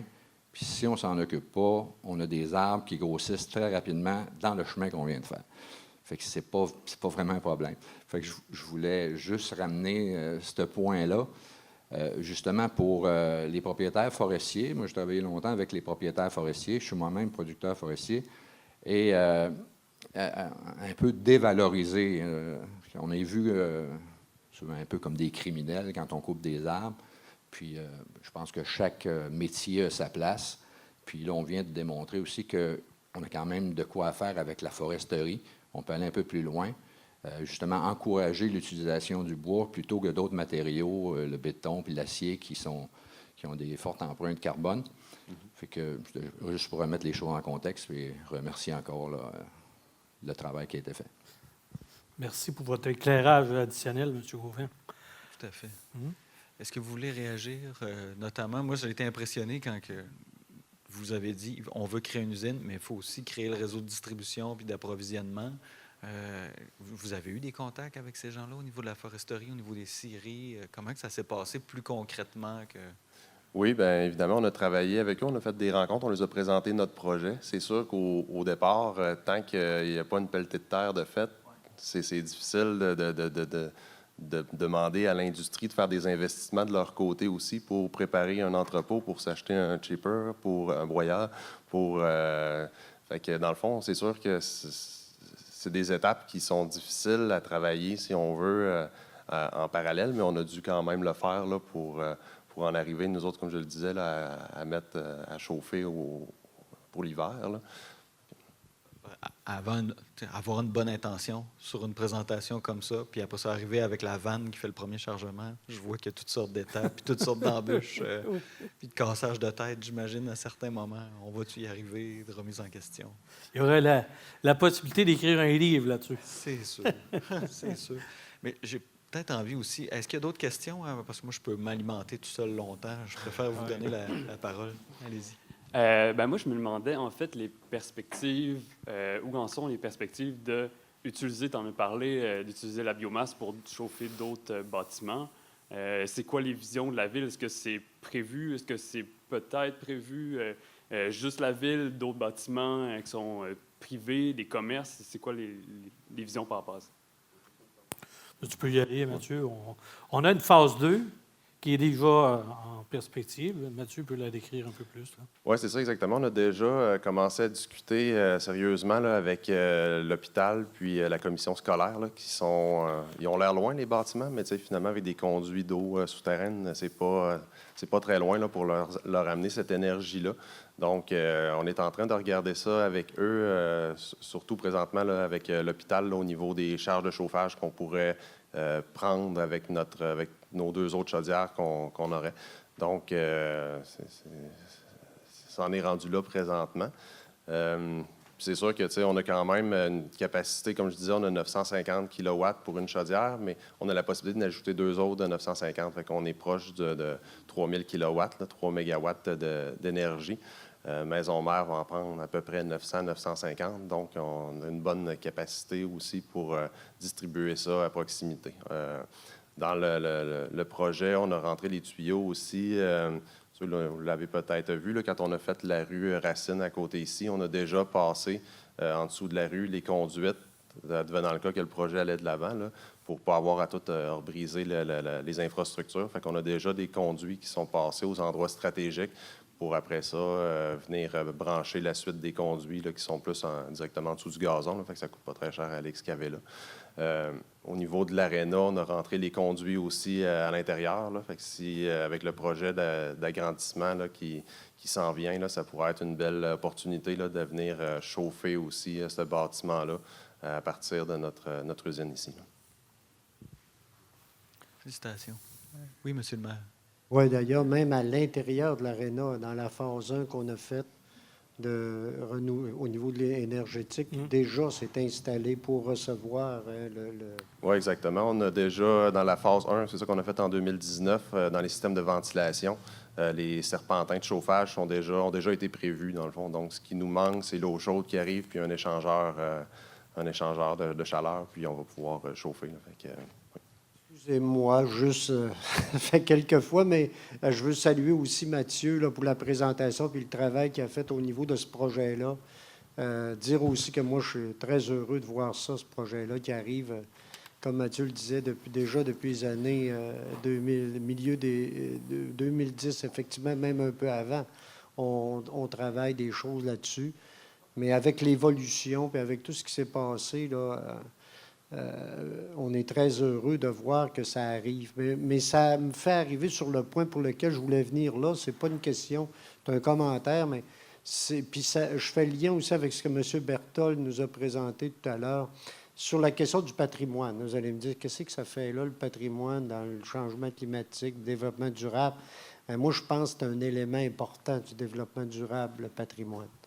Le reconnaître, le préserver, mais surtout le mettre en valeur. Et le projet de biomasse qu'on a là, le projet dont a parlé M. Berthold, il ne faut pas oublier que pour nous, Baie-Saint-Paul a une collaboration avec l'Université Laval. Ça fait un bout de temps qu'on travaille des shows, puis qu'on essaie de travailler des shows, puis là, on a pu le faire. Puis on l'a fait parce qu'on a décidé à un moment donné de mettre en valeur les terrains puis la bâtisse qu'il y a ici. Et ça nous a ouvert à plein de possibilités, à plein de choses, puis qui vont avoir, on pense en tout cas, on parle de pouvoir, à un moment donné, avec la biomasse, pouvoir chauffer l'hôpital, peut-être même le centre éducatif à un moment donné. Et on a des discussions très concrètes là-dessus. Donc, la mise en valeur du patrimoine, ça fait partie de la réflexion puis de l'action qu'on doit prendre sur, quand on parle de développement durable, là, moi, je pense que c'est très important dans tout ça. Et, parce que quand on parle de durabilité, le patrimoine, c'est en lien avec ça. Puis pas juste l'idée de garder des bâtisses ou des lieux, de les mettre là comme des monuments. C'est de les rendre actifs, de faire qu'il y a des choses qui s'y passent, mais en ayant en tête, évidemment, leur plus grande durabilité, puis aussi en ayant en tête de faire que on améliore, par exemple, toute la question de l'énergie, par exemple, puis qu'on vient améliorer la condition de ces bâtiments ou de ces lieux-là. Donc, c'était mon commentaire là-dessus. Merci, simplement. Merci. Très intéressant. Merci. Le patrimoine, Des c'est quelque chose vivants. de vivant. Hein? C'est Oui. pas quelque chose de fixe. C'est vrai. On fait un petit rappel avant peut-être de vous parler de ce qui s'en vient pour la fin, puis faire comme un petit résumé de tout ça. Oui. On vous parle de notre plateforme de consultation. Tout à fait. La consultation, allez-y. Avec le lien ici, votepour.ca/BSP. La consultation publique est vraiment pour aller chercher votre opinion pour Baie-Saint-Paul, s'adapter, s'atténuer au changement climatique, comment on se met en mouvement, vos idées, vos perceptions, vos inquiétudes aussi. Il y a de la place pour tout ça. Nous, de notre côté, on va vraiment prendre l'information, on va l'analyser, on va la retourner aux gens de Baie-Saint-Paul pour qu'ils puissent prendre des décisions, mais en fonction de ce que vous vivez, de ce que vous voulez. Fait que participez en grand nombre, parlez-en à vos voisins, à vos amis. Vous avez tous un devoir. 2 personnes minimales, transférez la consultation auprès de vos proches. Puis cette information-là va vraiment être utile et utilisée, je vous le garantis. Merci. Merci. En résumé, M. le maire vous a entretenu hier pour dire que notre plan d'action était en pleine action, car je pense que 57 des actions sont réalisées, 43 sont en cours, donc ça veut dire que ça chemine. On a eu une présentation où on est venu vous présenter notre portrait des changements climatiques, où on voit que Baie-Saint-Paul n'est pas étranger à d'autres milieux, subira aussi l'effet de ces changements-là, donc il faut s'y préparer. On a eu une présentation de M. Derry qui venait nous dire que la consommation en eau potable par nos visiteurs s'estime autour de 20 à 30 environ, disons. Comme ça, avec une marge ainsi, je ne ferai pas d'erreur. Mais c'est dans ces ordres de grandeur-là. Mme Varidel qui est venue nous dire que c'était une question de rigueur et de cœur, hein, qu'il fallait s'interrelier ensemble parce que tantôt, on est dans des cycles. Hein. Alors, il faut voir que le geste qu'on pose a une conséquence et cette conséquence en a une autre. Alors, je pense que c'est important de se le souvenir. Donc, beaucoup d'interrelations entre les différentes dimensions. Mme Diaz, qui nous dit que le milieu de la recherche est prêt à nous soutenir par des outils intéressants en développement durable qu'on peut appliquer au niveau local et cela peut nous faire avancer. Et on a eu des exemples intéressants là, de réalisation qu'on voudra peut-être bonifier avec d'autres, éventuellement, dans d'autres événements qu'on pourra tenir. Alors, en somme, c'était un programme où on valsait entre changement climatique, développement durable, mais comme on se le disait, c'est intimement lié. 6h30, présentation d'un film d'animation très intéressant. Moi, je l'ai écouté. Ça s'appelle le Lorax. Le Lorax, hein? Oui, c'est ça, le Lorax, hein? C'est ça. Alors, c'est Ted. Ted, il est dans un petit village, lui, puis il n'y a plus de végétation. Tout est pratiquement mort dans ce coin-là. Puis, il part à la quête pour faire plaisir à sa cousine. Il part à la quête d'une graine d'arbre et il va rencontrer le légendaire Lorax, qui est un peu grincheux, mais il est fort intéressant et même très amusant dans ses interventions. Alors, on vous invite à l'écouter parce que c'est un film de divertissement vraiment intéressant. Puis, il y a derrière tout ça une grande sensibilisation sur les dangers qui guettent. Alors, c'est à 6h30, c'est gratuit et c'est avec notre partenaire Cinéma dans le prix que ça se tient. C'est derrière le bâtiment de la biomasse. Hein? C'est dans le même secteur. Finalement, bien, écoutez, moi, j'ai le goût de vous dire que les changements climatiques nous interpellent, mais personnellement et individuellement, en conscience. Je pense qu'il faut le voir, là, que tantôt, on peut avoir une incidence, et c'est en s'impliquant chacun individuellement qu'on aura un effet collectif qui va être, souhaitons-le, durable. Alors, j'espère que vous aurez aimé votre événement, que les gens à la maison aussi apprécieront, puis qu'on va continuer tous ensemble de faire évoluer les choses pour passer au suivant une planète, puis je dirais une ville encore plus saine et meilleure. Bon, on a une petite mouche qui se promène, excusez. Alors, merci tout le monde et à la prochaine.